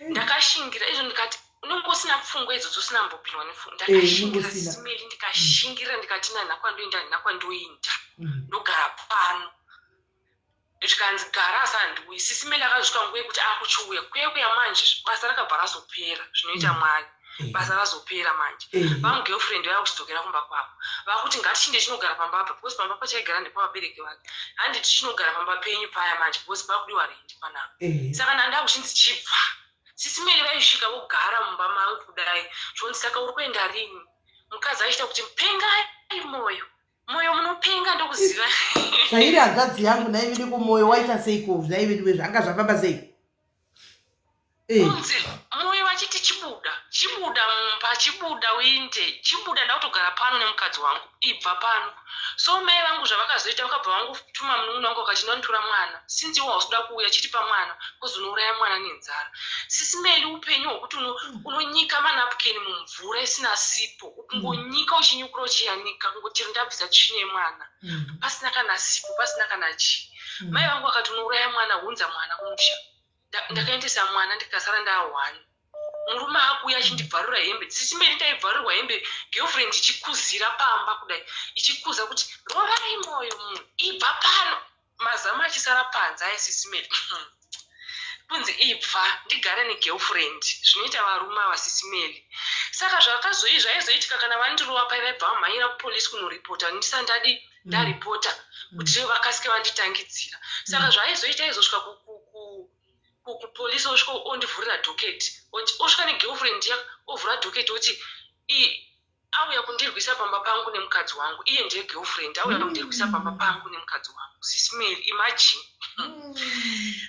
ndotoona mapurisa atosvika kuti ini ndichisvika kupolisi tototi matoita mauya mamusungwa ambuya kochii murume wenyu atobva pano izvizvi rutsvagei anga ari pana apano asiya atonyoresa nhamba dzokunyepa dzokuti avatombobatwe nemapurisa votoenda mapurisa vovatsvaga vachawaniki ndine mukadzi wavo baba wavana vegirlfriend zvonzi kana sisimeli ndakatombosungwa kusungiswa nemurume achivharidzirwa ndisamhanyira kuvhurisa dhoketi kwakutonovhura dhoketi kwakuto ndamusungwa ndobva zvongosvikawo munhu wokuziva akati imi munhu itomuziva mhani ndiye mukadzi wake vatori nevana vose vanhano sisimeli ndokuzovhurirwa kwandakaita kuzonzi chiuya kukoti kuzoenda kukoti ndazosvika kuya kukoti kuya sisimeli handina kuzoenda kukoti ndasvika kukembi kuya ofisa incharge vepaya manje kwambuya nyaya yenyu ndeyei nyaya yangu mukasha ndeyekuti murume wangu akandivhurisirawo dhoketi akauya akandirova kumba negirlfriend vakandivhurisira dhoketi saka ndamirira ndiye ndiende kukoti svikani saka iye ari kupindikati handisi kuziva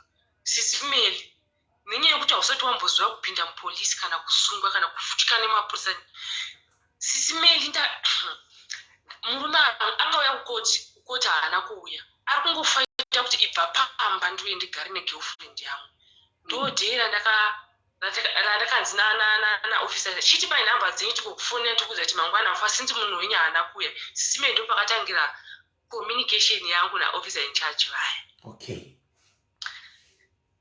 ofisa incharge vaya vakabva vangoti mupurisa rita nyaya iyi ndeupi ndiningi ndokubva vatokansela nyaya yangu ndobva zvatonzi hakusina pasina chi hapana nyaya bhosi munhu wenyu haana kuuya mumhan'ari chichi ndobva patangira sisimeli hapano naofisa incharge vaya upenyu hwakuchinaka zvino matodanana kola machidanana manje sisimeli ndopatangira pakanondiripotera asingatozivi kuti kwaakutondinza ndokustora kavadacha kuriyambudza exactly ndo pakatangira mahwana yasisimeli upenyu hwakuchiendeka zvino haikona ndasingazitomunyika shuga yaya ini sisimeli ndaifonerwa nemurume ari kugirlfriend handi ndasingazitomunyika makadirwa shuga ndasingazitomunyika mune vakadzi vanonaka kudai ndasingazoti pauri ndakasarira kudai saka iwe uchitotsvagawo murume anotoenderana newe ndikuti hazvemurume wandakachata naye sisimeli wandine vana 2 neringi achitaura kuti munyika makadirwa shuga zvino ndakazenge ndachinzwa shuga iya maona kuti munyika makadirwa shugawo ndimi manje ndinda kuzoona munyika muya madirwa shuga sisimeli haikona upenyu hwanga kuendeka officer in charge vibe because zvandaita ndaenda papolisi mwana achiyerera weti sisimeli pasina kana napkin pasina kana chii zvokuti neni ndakatombozvishora ndikati munhu yangadai nezvandiri tsvina munongoziva zvinhu zvakaoma sisimeli tsvina chii zvanga zvatooma wese because murume haasisipo ini handi asingashandi mazviona so zvakatanga kuoma but sisimeli upenyu ndakatombopisa ringi ndikambochita pasaiti baba vakazodzoka ikona vabhozwa nemavungakungonzi mukadzi anaka mukadzi achinja mukadzi akuonekera iwo mukadzi wawakasiya uya mukadzi uyaka uchinje kuti mukadzi achi akuudzwa nemakuwa nevanhu murume akazotanga kuya achinyahwaira azvodzingwa kugirlfriend kuya akadzingwa sembwa sisimeli akauya akabatira achihwanda nomumatombo akasvika akapotera nekuvanhu vakuru zvikanzi handisi ndosvika sei kumukadzi kwakuchitanga kukumbira apa sisimeli ini upenyu hwangu hwakutoendeka ndatovhurirwa bhizinesi ndakutoshanda ndakutoita manews ndakutoisa kugadzira musoro kosi makaitiswa naofficer in charge officer in charge aiwa nyika yanga yadigwa shuga nyika yanga yadigwa shuga murume adzoka aikona yeipira kusvika kusisimeli aikona ndakuziva kuti kunoiswawo malashes upenyu aiwa zvinhu zvatatonakawo handiti murume ndokuchitanga ini ndakutoonawo gepi manje nemurume ndakuona kuti murume hasisi level rangu hazvichatoenderani nezvandava nezvaari hazvichatoenderani ndandakuya kuona kuti malevel achatoenderani zvazvo zvatooma sisimeli inini panguva yakazodzoka ndakaona level rangu nerake hazvichatoenderani sisimeli hazvichatoenderani saka iye akatoti achidzokawoka ndakatomboda kushingirira kuti mbichana but ndandakuona kuti mumba chero kuti ndichakwanisa kuwana kana feeling nemurume wangu mumba hamusisina sisimeli ndakatombomutambira mafirst days ndikati ndamuregera but handichakwanisi kuwana feeling naye because ndakungofunga kuti chazoita kuti ndichinaka nhasi chii akambondita handinaki akambondita handiiti chii chachinja nawo so ndakazogara mumba nemurume ndisisina kana feeling kana chii kusvika ndazoona kuti zvina ndibude sisimeli ndo zvakazoguma ini ndakazongoguma ndazongobuda mumarriage saka mamuudza kuti makabuda makamuudza here ndakubuda ndakamuudza kuti inini kutaura chokwadi kaunofa kungozviona kuti takungogara edu but nenyaya yekuti vana but handisisina rudo newe handisisina love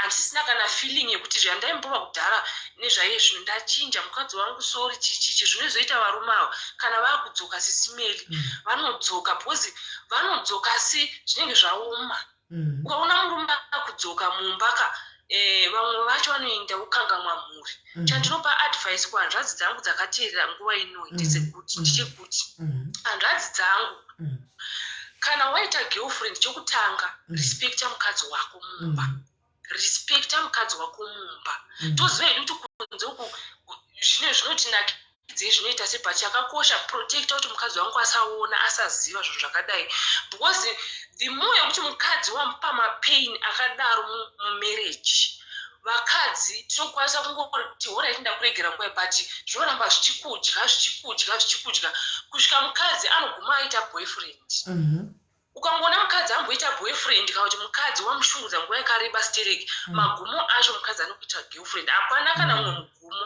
kuitirwa boyfriend nemukadzi ende revenge yemukadzi iri serious yakatopfuura yenyu varume so chingogara wangoda mukadzi wako wangoprotecta mukadzi wako asaziva kana uri pambe asaziva ndo zvauri mukadzi wako ungozviperere kunze kwete kuti unofonera mukadzi wako nemagirlfriend unoita zvinhu zvinoita kuti mukadzi wako unoti wakatonyenga zvishuwa mazuva ano amazuva kuna mumwe varume tosisimeli akaita girlfriend kunze mukadzi anotoona mumba kuti mazuva ano zvakachinja pane zviri kuitika mukadzi anotanga kunyumwa ndoti pane zviri kuitika pana baba vamazuva ano ndokubatwa kwamunoitwa hanzvadzi dzangu nevakadzi mukadzi anotoziva murume wake kuti apa zvasiyana apa zvachinja apa hazvisi asi mwoyo wanga ari serious zvokubva taura tikwanzi iwe haunaki ibva ikokoko ndasingazoti nyika yakadigwa shuga kuno kunaka muudze kuti ende unonaka anga akanyanyisa murume wacho anga asi makamugadzirira sando size chaiye saka officer chechi varipiko mazuva ano muchiri mose outside SIS-MELLY but inini hangu ndakure so tayalong distance but tinototi zvese bho hapana zvakambochinja naofisa chaiya zvese zvitofamba zvakanaka saka vanouya kwauri matesi vanouya kuno kwauri. aiwa ini ndindomboenda wangu haiwa vakatibatsira zvisingaiti vaihla havo mari dzedu dzekumarodhi bholoko asi at least vakachinja life yako. vakachinja life yangu sisimeli vakachinja life yangu ende panguva kune vamwe vanhu vandungepa upenyu hwako kuzongokubatsira tunouya nyange zvizvi zvakashataka asi mwari zvinowakuwana mwari sisimeli. asi chandafarira chinhu wani wakazongopesera wati rega ndibude ende kana uriwo paprofile picture uri kugezera pfini mai mwana zvokuti akakona iko zvondofunga unotogwara chaiko. Let's hope ari mucomment section acho atsozvinzwa kuti ndo ex vangu vaya vachasitaura kuti kwakwa kuna officer in charge kuti atsozviwa kana uri paprofile picture ari kugezera pfini zvino anotonetsa aiwa kana uzontinda change kuoneswa hakuna kanto kamboyaonaki kushuga yadzo bheti mauri kangadzo sisimeli ndakutoona njega kuti level rangu nerake hazvichatomvura chaiti utamba nemvura level hazvichaiti plus mahairdress agara vanhu vanoita zvebeauty vagara notamba nemvura ka saka hazvichaiti saka aiwa asisimeli yezvino zvino but business rangu ringoriko ndikungonao ndiri kure ndichingodai ndichana muchazvitoita but zvese bho but ndongotenda hangu naofisa in charge kuti vakangokwanisa kunditsikinura. aiwa ndinotenda nhasi muri kutiudza zvakawanda guys. Judgment yekuti munhu waura sei naye ndofunga munonyatsodzindwa nhasi. That narrative must end. Muri kunyatsodzinzwa guys, vanhu vanyatsotaura their own experience kuti zvakatanga sei. We can safely agree to say kuti guys inangu no word, no comment, no judgment from me. Ndotongoti ngakutambweri kurira nokuti nyaya dzavari kutaura vanhu ava kwavanenge vabva kunotorwadza. Inyandirwadza sisimeli inyandirwadza nechekuti murume wangu ndakarorwa naye aine mwana wake angambopinda mumarriage kudhara so anga aine mwana wake 1 but mwana wake ndandakamutora ndindaemendisa kuchikoro ari kumba achitochengetwa namai vangu kumusha kuna mai vangu ndichitomendisa kuchikoro ndichitomitira everything ndichiita sei paakatoenda kugirlfriend akaenda for 6 months paakaenda for 6 months mwana wake aitova kumba kwedu ndichitochengetsa mwana achienda kuchikoro sisimeli ndichitongoita zvese ndichitongoona kunge mwana wangu everything so ndo zvanyanya kundirwadza kuti ende chanyanya kundirwadza chekuti hama dzake dzaitouya vana banguru vanani vanhu vese vomufona tiripo ndezoguma ndapererwa sisimeli kutaura nyange vanhu vakazara vanhu vachitoda kumeka shuwa zvishuwa murume chaitora muromo wakadai muromo wako chaichaangatama so vanhu vaimurambira so vanhu vaizofona akaisa foni palauti aitaura sezvazvisimetu kuisa foni kurekodha sisimeli ende I still remember nguva yacho maiva munana January kuchinaya airekodha sisimeli vanhu vachitoita zvokurwadzisa zvezvo kunyanza kuti uende ibva uende kunyanza kuti sisimeli imagine. So ndakatombosvika pasituation yekuda kutombopinda kutombozviuraya ndikafunga kuzviuraya ndikatombofunga zvokuti wakaramba sisimeli makumbo anenge achipisa usina mbofuga makumbo achipisa kuedzi makumbo murume wako achikuitira mastaira but panguva yazvanga zvakaoma taifaita tese panguva yekuti upenyu tanamata upenyu mwari watitsikinura upenyu hwachinja wakundipandukira so zvavanongozoita vanhu ava at the end vanongorangwa namwari neshamu unongoona adzoka futi ndo paipo kuzoti anodzoka akurwara anodzoka akuita sei anodzoka akuita sei so inini paakadzoka ini ndakangoona kuti zviri nani ndibve because ini ndaiziva kuti handina zombofarira sisimeni ndakangoona zviri nani ndibve iye akati handitotestwa chichi but ndakaona kuti hazvindishandiri because inini feeling newe handisisina sezvo wakamboti handiiti so chii chachinja nhasi hapana seusiyana nini ndobva ndangoti iye achisvikawo iye achipinda ndichibudawo sisimeni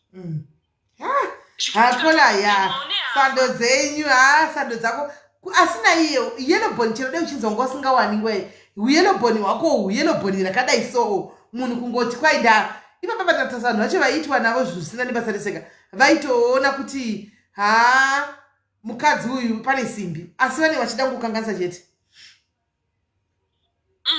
so sisimeli ndongotiwo ndo advice ndongopa kuhanzvadzi dzangu kuti hanzvadzi dzangu vachengetedzai vakadzi ava chengetedza. Ukaona mukadzi akusenga bhegi sisimeli akutozvara mwana, akutombokwanisa kutombobereka mwana mumusha menyu, mukadzi anenge achida imba. Ukaona mukadzi akuti akusunga mukwende zvarema, zvaoma. Ukaona mukadzi akusunga bhegi sisimeli, mukadzi yeye musamublema kwaabva kure. Kwaabva kure munhu iyeye. Because varume vanoshungurudza, vanostresa, vanotitora kuti kungotorwa ugadzikwa mumba. Sisimeli isusu uri kunze kudai ndopaunotanga kuona kuti chinhu chinonzi rudo unenge unawo varungwa. Unyatsoona zvishuwa sisimeli kuti chinhu chinonzi rudo chakakosha muupenyu. Kufungira umwe wako, kunzwira umwe wako tsitsi, kuti kufirira umwe wako pain. Zvimwe zvinhu varume zvamunotora sokuti hazvina basa, zvinhu zvakakosha mumereji. Kufirira umwe wako pain, kuti okay, mukadzi wangu zvaari kukosora, ndadi kumbomutsvagira kana ndamuitira malemoni kana ndadai. Vakadzi tinongoda attention, tinongoda kudiwa, timboti zvinhu zvakakura zvihombe. Tinongoda kudiwa chete kuradzirwa rudo. Amen. Zvinhu zvidiki. But varume vanozvitora zvisina basa sisimeli, vanozvitora zvisina kana zvinhu zvine basa. But vanozochema, ende ndivo vanhu vanotozochema kupfuura kuchema kwatinenge takaita. Tozozviona vachizosungirira, vachizozviuraya, vachizoita sei. Vanopererwa. Right. Thank you very much, my name. Wish you all the best. Na officer in charge ava. Muzorega kupurira officer in charge kuno. Nokuti mave kuno kuyo vakasara kumusha muchivahurira. Muchiramba umaka love ngairambe chichoka kubvisa umatope. Musazovahurira zve. Aiwa kana sisimeli.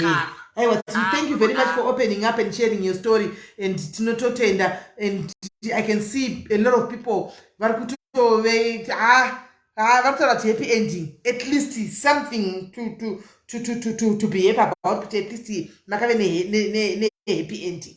Zviri nani. Thank you, my sister. Gaitizwa my phone calls achari kuwanda. Okay, thank you, sisimeli. Thank you very much. Guys, muri kuona kuti vakadzi vakatakura kurema. Muri kuzviona kuti vakadzi vakatakura kurema. Vakadzi vakatakura kurema, vakadzi asi vanenge vachingofamba vakaisa malipstick handika vachingoseka. Hello, caller. Caller, hello. Caller, hello. Okay, right.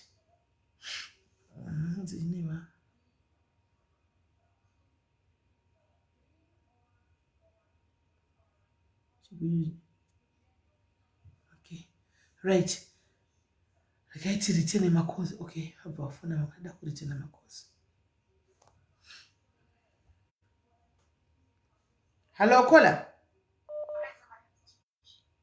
Hello, caller.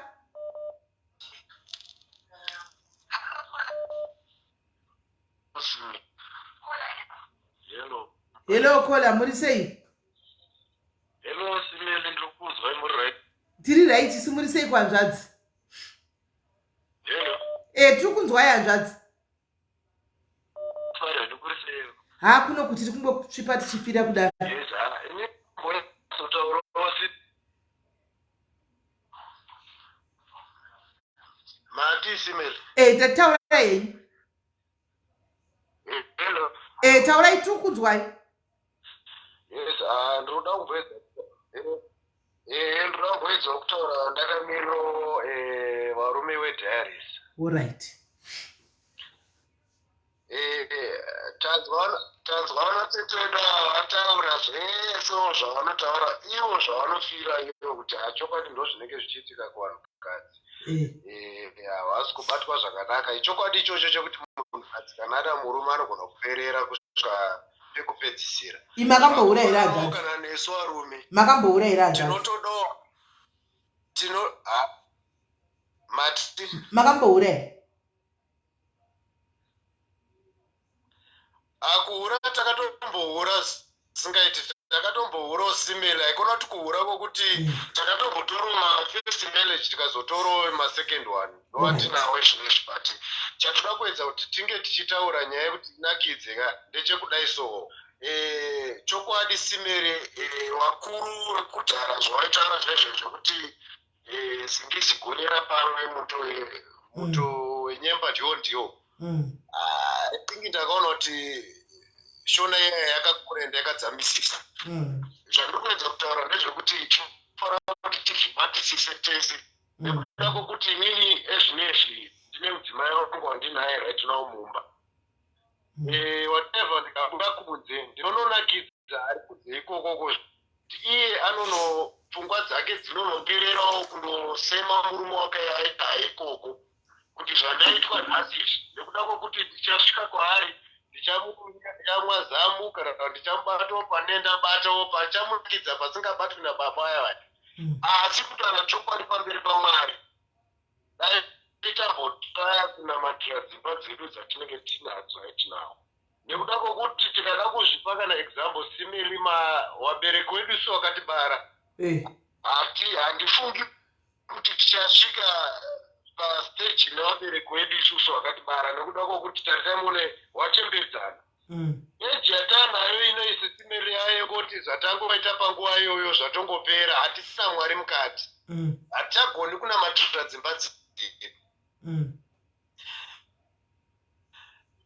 Imimi pamuri chapo hanzvadzi yangu, imimi sisimiri makagara ipapo hanzvadzi yangu makatungamira 1001 unotombotsvaiwa kuda kudhiriswa kuti musha wenyu uparare nekuda kwokuti dzimwe nyaya dzamunosangana nadzo including yatiri kutotaura right now dai kuri kunzi awo Mwari mukati memba yenyu hamusi kugamuchira Mwari chokwadi chacho munogona kumuka makakandirana mabhegi kunze asi zvanoda kuedza kutaura kuna hanzvadzi dzangu dzabva kutaura dai tambonamatira dzimba dzedu ndichida kunonakidzwa kunze uku ndinogona kubva ndatonokopengeswa nekutoenda zvachose nekuda kwokuti vakadzi wacho mazuva ano simelika wapindwa naSatani zvechokwadi hanzvadzi nhasi pakuti kai vakadzi vapindwa naSatani imba maihura mama makapindwa nani mati ndati nhasi makuti vakadzi vapindwa naSatani ko ini baba ihura mama makapindwa nani inini kutaura chokwadi pamberi paMwari hangu sisimeli handiri kunyepera nekuda kwokuti first marriage yangu yanda ndinayo handisiri ndekuti ndakaramba first marriage yangu kwete but pangori nezvakangoitikawo zvakangoitika pandaona second marriage saka second marriage yangu yandinayo ndakabva ndangoti ndekundikamfotawo kwaanondiita everything nenyaya dzangu dzandakamuudza ndo zvakaitika takabva tagashira Mwari mukati memusha wedu kuti chokwadi izvi ndo zvinenge zviriko but ndira kungoedza ngotaura kuti misha igare yakangomira tisangoite zvekuti tangopinda apa tabuda tapinda apa tabuda nekuda kwokuti ndiwe uchapera ende nyika yane mazino sisimera aiwa mutaura zvakanaka nyika yane mazino nyika yakuuraya kutaura idi chairo kozi ukangobuda mangwana unongonosangana nemunhu anonokufadza ende kutaura chokwadi I think Mwari handizivi kuti wakazongozviregererei taatiri kuda kuti tingoitwe sezvinoita mombe kana huku kana mbudzi kana imbwa yongoti ukangobuda vanosangana nevanenge wasangana naye wotongoteera ikoko wotongozodzoka mudanga hati mazvobuda but Mwari akatoudza chokwadi chacho chiri pasi pemwoyo kuti tinofanira kugamuchira shoko rake kuti of course takakanganisa takafurirwa asi ngatichengetedze misha yedu yatinayo chokwadi nyika haiperi asina ikola asina hanzvadzi anofa kunamatira imba yedu ndiani ini here kana kuti murume tinofanira kunamatira musha wedu inini nemukadzi nekuda kwokuti inini ndakatsvaga mukadzi wangu akabvuma kuva mukati memusha wangu saka tese tiri wairi kana even takurara tofanira kubata maoko tonamata tichinamatira musha wedu tichinamatira miedzo yese kuti isange ichititeera inini nekuti kwandinoswera ndoswera ndega kwanoswerawo mukadzi wangu anoswera ari 1 saka minamato yatinoita kana tiri tapinda mumba mukati memusha tinofanira kunamatira kuti isange ichititevera chokwadi mudzolo uriko simeri mudzolo uriko but anopera ndiwe munhu anopera ndiwe munhu asi chokwadi chiripo ndechekuti tinganakidza nyika kana kufadzana kana kudii of course varume tinorwadzisa wakadziwo futi tinorwadzisa nekuda kwokuti ndokupa example yepana maidenzel waya ari kubuda wese aya munhukadzi uya asi akatumwa nemurume wake kuti aende kunoita zvaanoita zviya aiwa akatumwa nemurume wake because murume zvakazobuda kazvaitawo murume asi simeli zviri kubata kwete, zviri kubata kwatiri varume, zviri kubata kune vakadzi. Kuna vamwe vakadzi simele vatori neshawi charo shawi rechihure. Vakadzi vatori neshawi rechihure yokuti kana muchechi muna mufundisi chamanotomboda kutraya kuti dai mufundisi andiona.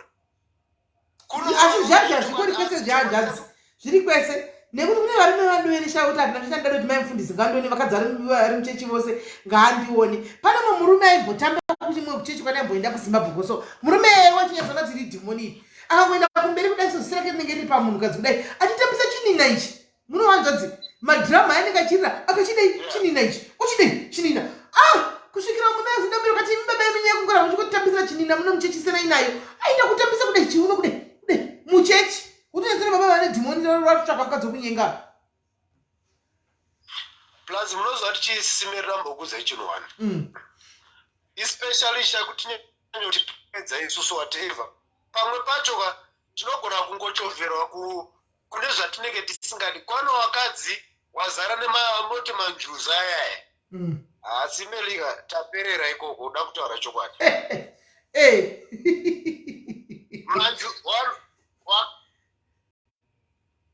Muri kuenda kumajuzi zivaruka anzina matirai dzimba nakona kwaibatanai maoko makunovata paya muna matiremba yenyu nakona. Halo kola simeli ndati vakadzi wayo wane manjuzi wayo handizivi kuti handitombozivi kuti zvakabva nepi zvekunzi manjuzu zvazodii ende mumusha mevanhu munenge wabereki wacho hawana kutombobvira wakaziva chinonzi manjuzu zvakungotangira mugeneration yedu inei sisimelika manjuzu aya chachipambi kutaura chokwadi noti njuzu dzacho aihure chakutaura chokwadi. Saka vaperera ikoko ndokuperera varume kobozi ekunotsvaga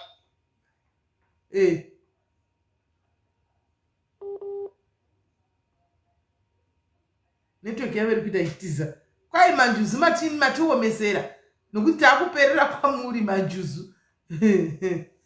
Alokola zvinzosimei handi muri kunzwa zvandikutaura foneni ingwena chibreakasi ayo inetwork kuti nelo shedding manjuzi yesimeli manjuzi yo aye apinda kuvakadzi vakambodza manjuzi achinzi ari murume anoenda kuvarume here manjuzi ndikusimeli handisati hangu handisati manjuzi ari kuvarume handisati handizivi handisati nambowangu ari kuvakadzi handizivi ndofunga wai manjuzi akabva aenda kuvakadzi ende mudzinza ravo vakadzi vanenge vane manjuzu hawane kana hakutombozikanwa chinonzi mudzimu but iye ega right now ndiye atanga kunzi manjuzu. Hakuna kana mudzimu wokuti wasekuru wake uri kubuda paari asi angonzi ane manjuzu chete. Zvinoreva inhaisimeni handizozivi hangu asi imimi pamunoenda manjuzu aya anoyachi kunyenga here kakuti ndi munoenda kunonyenga manjuzu aya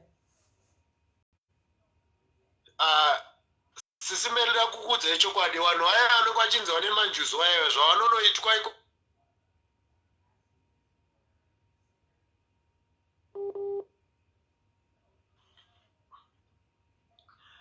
ukatariswa nemukadzi ane manjuzu sisimire hausariba hausari mukadzi ane manjuzu hausari hada kunyepe ndinoda kukutaurira chokwadi hautombosari mukadzi ane manjuzu watoenda makambozvitwa here ndo zvandikuedza kutaura kuti generation yedu yatiri mazuva anaya simeliga iyi yakungoda kuti tigashire Mwari timboite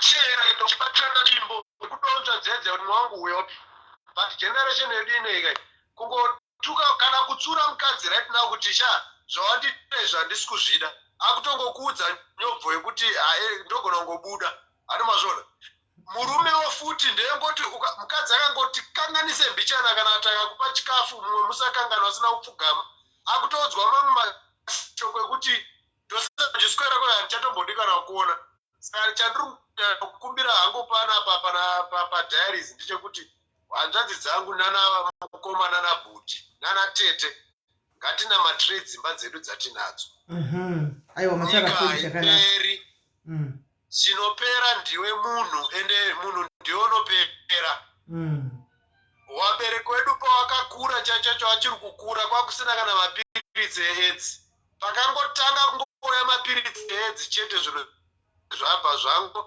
zvaita manyama amire nerongo zvabva zvaita nemanjuzu mukati imomo zvatisingatombofe takaziva. Ndatenda hangu tete. Aiwa ndinotenda hanzvadzi yangu, thank you very much. Hanzi nehanzvadzi namatirai dzimba kana mona mata kutambai pamubhedha mobatana maoko monyatsonamatira dzimba dzenyu.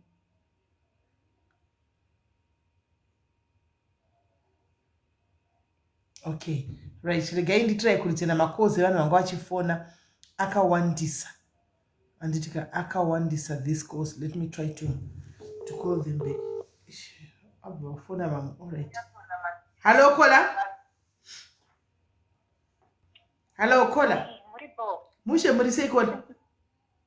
Hapana. Ndamboita the other device.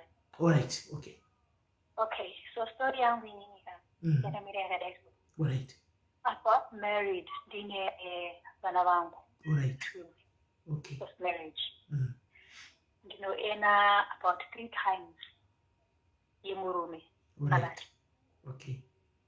Ndinobhadhara bond, ndinobhadhara motikari 2, ofisi dzevana ndinobhadhara, chikafu ndinotenga, zvese ndinoita.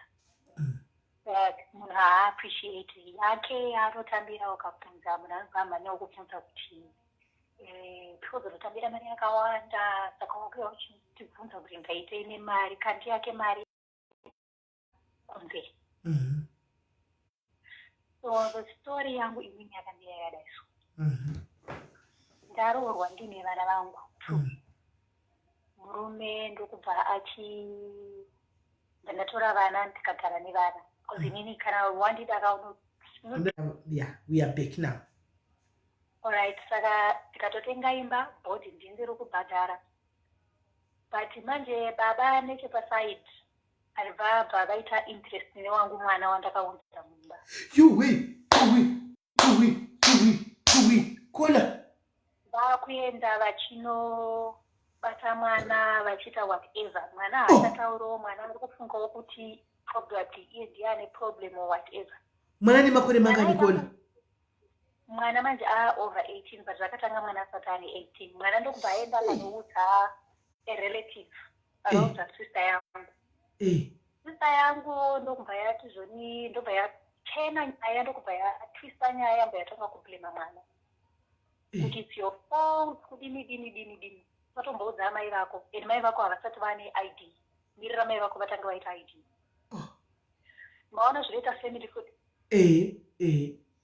Ndokupa takazotora sister iyai andasununguka mwana wemurume ndatora sister kuti uye ndibetsere kugara nemwana. Apa musi kuziva chinhu zvese panyaya idzi. Ationa kuti haachisina access mwana achinoita zvaanoita mubedroom nemwana. Ndopaitanga majebhibleila sister kuti sister yako ari kunza paboyfriend varoda kuzotora motikari yako yazovhurwa, wona motikari yako bhoneti ravhurwa, nhasi fuel cap yavhurwa, apa motikari iMercedes.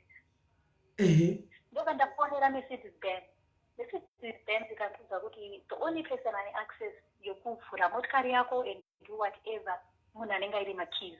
Apa till one day ndagomuona iye aimuka kuma 4 o'clock oita tiptoe otora makeys kukabhoti kwangu because anenge ari mukati obuda oita tiptoe onovhura motikari omanipulata. Apedza kudaro ouya kwandiri onimirira ndomuka kuma 7 otiti yaone zvaitwa motikari yako. Apa achibva ipapa ari kuenda kuhama dzake ari kunomanipulata because chaari kuda kuti sister ibeka munhu ari kuda ari kuti awane kubata mwana wake, mwana wenyu. Mwana wangu. Then okay, sister yangu inini haisi kutaura but ari kuona conflict, ari kuziva zviri kuitika but vakanyarara. And eventually ndobva zvazobuda ndakazoziva chokwadi. Makaudzwa nani? 2021 nesista yangu akazotaura. 2021 akazotaura. Moziyaga takangogara apa ndakuweya manje kuti ndikabuda right now nevana vacho aiti haisati yabuda then what? Ndewe muno mukati ndokumusha? Ndewe muno. So ndaenda kumalawyers akanditi zvonini chimbomira. Wait, tichitanga tagadzira mapepa. Andi munoziva mapepa muno manotora time kuti anotora time, verify a lot of things. Ndakangomira nanhasi ndakamirira IT, but what I did, munhu ndakaburitsa bedroom anorara kuguest. Sangana mukitchen. Ko mwana aripi? Mwana ndinaye, ari vana vangu ndinavo. Saka manje pamunoenda kubasa instaff vanodii? Ndashandira kumba, ndizvo zvakanakira. Saka akazozviziva here murume wekuti makuziva kuti angachibata mwana? Ndakakonfranta marecordings ndinawo, haarambe anoadmita. Ukamubvunza zvetu anoadmita. Haarambe. Asi haana capital penetration kumwana? Haana. But still, he is not to be trusted. Munhu akanga ari kuguruma mwana zvezvo anoenda achinobata mwana achirongolaka ari kutamba naye, then mwana paazotena 18 kwakuzokonfranta mwana kumuudza kuti ndine mafeelings newe, ndinokuda, ndinofunga kuti hatisi related. Mai vako havambofa vakazviona. Maona manje zvaanga ari kuita, munhu anga ari kuguruma. Anga achiguruma mwana. Anga achiguruma mwana. Saka you are still there, my sister? Iripo, imba ndeyangu ndiri kubhadhara bond. Iye ndiye anofanira kubuda. Did you tell him to leave? Akati chii? Tangomirira kuti inini ID yangu ikabuda iyo ubva abuda. Saka ID ikabuda apa pazvinei nekuinda kwake? Remember, kamunomu kana ID yako ikabuda unofanira futi kuita 2 years muri mese, otherwise vanoikansela. Maona manje. Saka doesn't he know about that? Hazvizivi? Mati? Hazvizivi? Aiwa, anozviziva. Takatotaura nyaya yachona, iye he understands. Ndakatongomuudza kuti so situation yatiri right now ndeyekuti iye ari guest bedroom uko, kana afunga zvaafunga anobuda oenda panze unosevisa ikoko odzoka. Ininiwo kana ndafungawo zvandafunga ndobuda ondoenda ndotsvaga wangu ndodzoka. Samane open relationship? Haisi open. Tofanira kunge tiri paseparation ka, but munhu akajaira kuchengetwa. Saka iye anoenda achinotsvaga munhu wekurara naye, imi chinotsvagawo munhu wenyu kurara naye, modzoka kumba. Mati? Imi munotsvaga boyfriend yenyu, iye otsvaga girlfriend yake, mosangana kumba. Iye ndeno kana ari kutsvaga zvaari kutsvaga, but inini ndakatomuudza ndikati inini ndiri kumove on. Ndakatomove on last year September, 9 months after zvaitika. Ndikamuudza ndikati inini ndakumove on. Iye manje akuzoenda manje kuhama akunovaudza kuti ari kundihurira. Ndikati aiwa kaa handisi kuhura, hapasina marriage apo. Ndinogara sei tese, ndinoti makumbo achona ndinomavhura sei ndichiziva kuti zvoni mwana wangu ndo wangu wakatageta mwana wangu. Nokuti nanhasi tinoziva sei kuti haachagoni kutsvaga vanhu muno vane utsinye. Tinoziva kuti haachagoni kutsvaga vamwe vanhu vanouya vachitageta mwana kuti akurwadzisei. No. Iye andoziva kuti akangoda kungoita sina basa rese marecordings ndinawo andinomuendesa shemukawani. Sure. Evidence ndinaye mav11 ndinawo. And achitaadmita. I just hope kola ID yacho ibuda yo fast murovenyu abuda ake. Aiwa, iye ndiye ari kubuda. Ndiye atangomirira. Ndikangoita wobuda ndomirira 2 years iye ari kwake inini ndiri kwangu. Then after 2 years kwakuzodivorce, but ona situation nezvairi nyange ukada kuita move on, iye manje already aakutofamba achitaura kuti mukadzi ari kundihurira. Kune vanhu vasingazive nyaya anoti mukadzi ari kundihurira, mukadzi ari kuita boyfriend. Yeah, I get you. I get So you. varume unenge wakapinda But you need to sleep with one eye open. uri so committed, uri so dedicated and uchida munhu wako, but zvavanozokuita so much. Yeah, true. But morara makavhura so wanikola nemunhu andivatrust andivatembi. Aiwa anotoziva kuti inini anoziva kuti kana paine anything chinenge chaitika pandiri anoziva kuti iye ndiye number 1. Iye nababa wake vari two.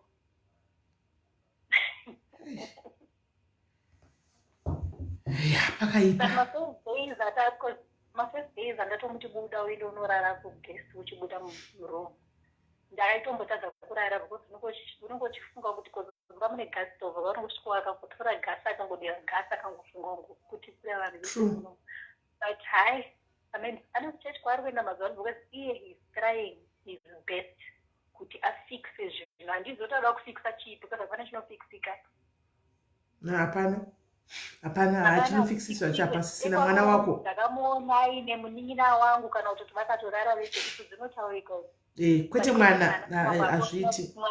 Mwana hazvibudi. Saka did you take this child for counseling? Mwana iye ari kuenda for counseling. Oh. Yeah. Thank you very much, my sister, for sharing this story. At least iri kuvhura vanhu vakawanda masiso. So I also can relate, unfortunately, that lady where anga chitane 27 years ari marriage. Sokuti unenge uchiita zvinhu zvese munhu hapana anenge achiexpecta kuti iwewe urambe uchiita give up until your cup is dry and you're supposed to give also from an empty cup and munhu haappreciate. So but then ina hangu ndakurumidza kurealize kuti handisi kuzogara kusvika 27 years. Yeah, life is too short and hapana haiperi nokuti iye aita zvaaita and then ini ndofila kuti vanhu vari kunze vachazofunge nezvangu kuchechi vazochazoti kudini. Ina hangu amere point yekuti handisina basa nazvo. I know there was a time pazvaitika inini when I found out that I reach out to families, reach out to one of my relatives was very close to. Ndikamuudza ndo situation akanditaura ndo zvinoita dzimba. Moze ndakarwadziwa. Ndikati murundi ndo zvinoita dzimba. Mukuzwa nyaya yacho iri. Yeah, it's not easy. So ina hangu andijaje vakadzi vari mudzimba vari kubuda vachinotsvaga maboyfriend because zvinhu zviri kuitika mudzimba tiri vashoma tokuwana courage yokuya tichitaura. Kune vakanyarara vari kutsvira mukati. Vari kutsvira mukati but kana nyaya yakuzongobuda inenge yakuzongobuda ndeyamaitenzi because pane mavidhiyo.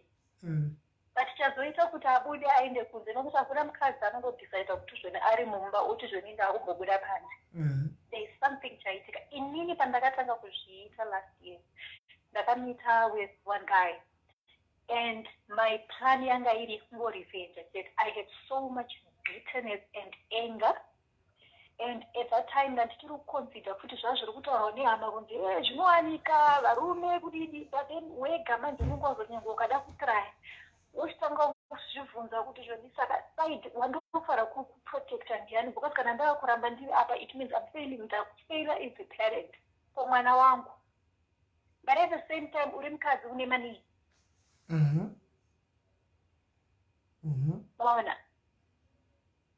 So up until that, it took me up until last year September to know izvo hazvisi kuita izvo.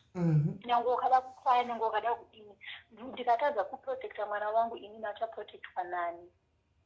It's rather better vanhu vazonditi ndahura. It's rather better kuti vanazonditi zvasiya murume. But it's still, my sister, the truth be told, you are not protecting your child up. You are not protecting your child coming from a sister to sister.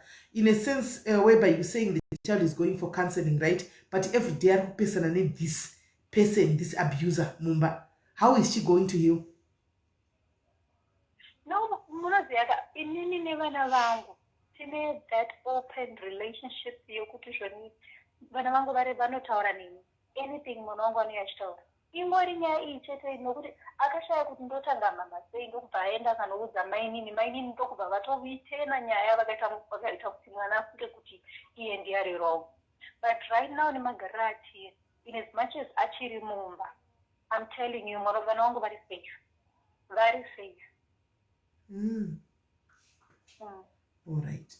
Because iye kwachona futi kwaari kurara asi guest bedroom yachona iri kwayo uko.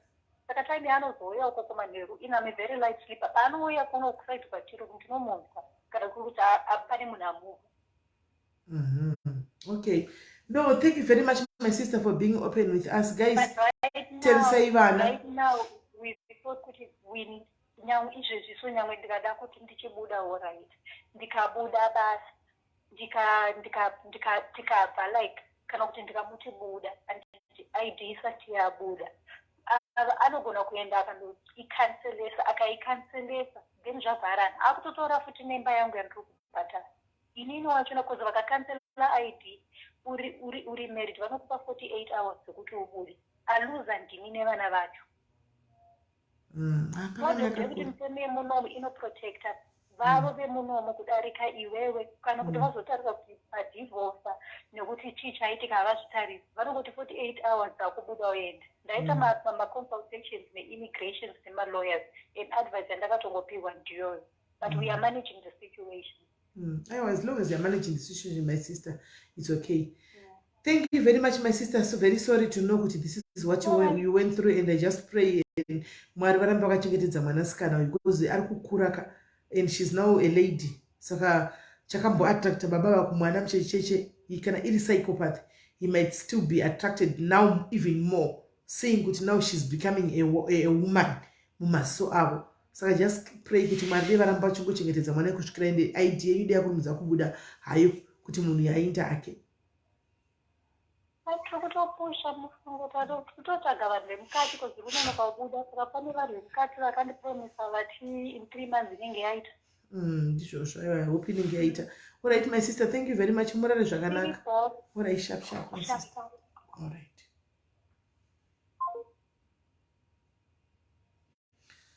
Right, guys, we are going to have part 3 and we are not done.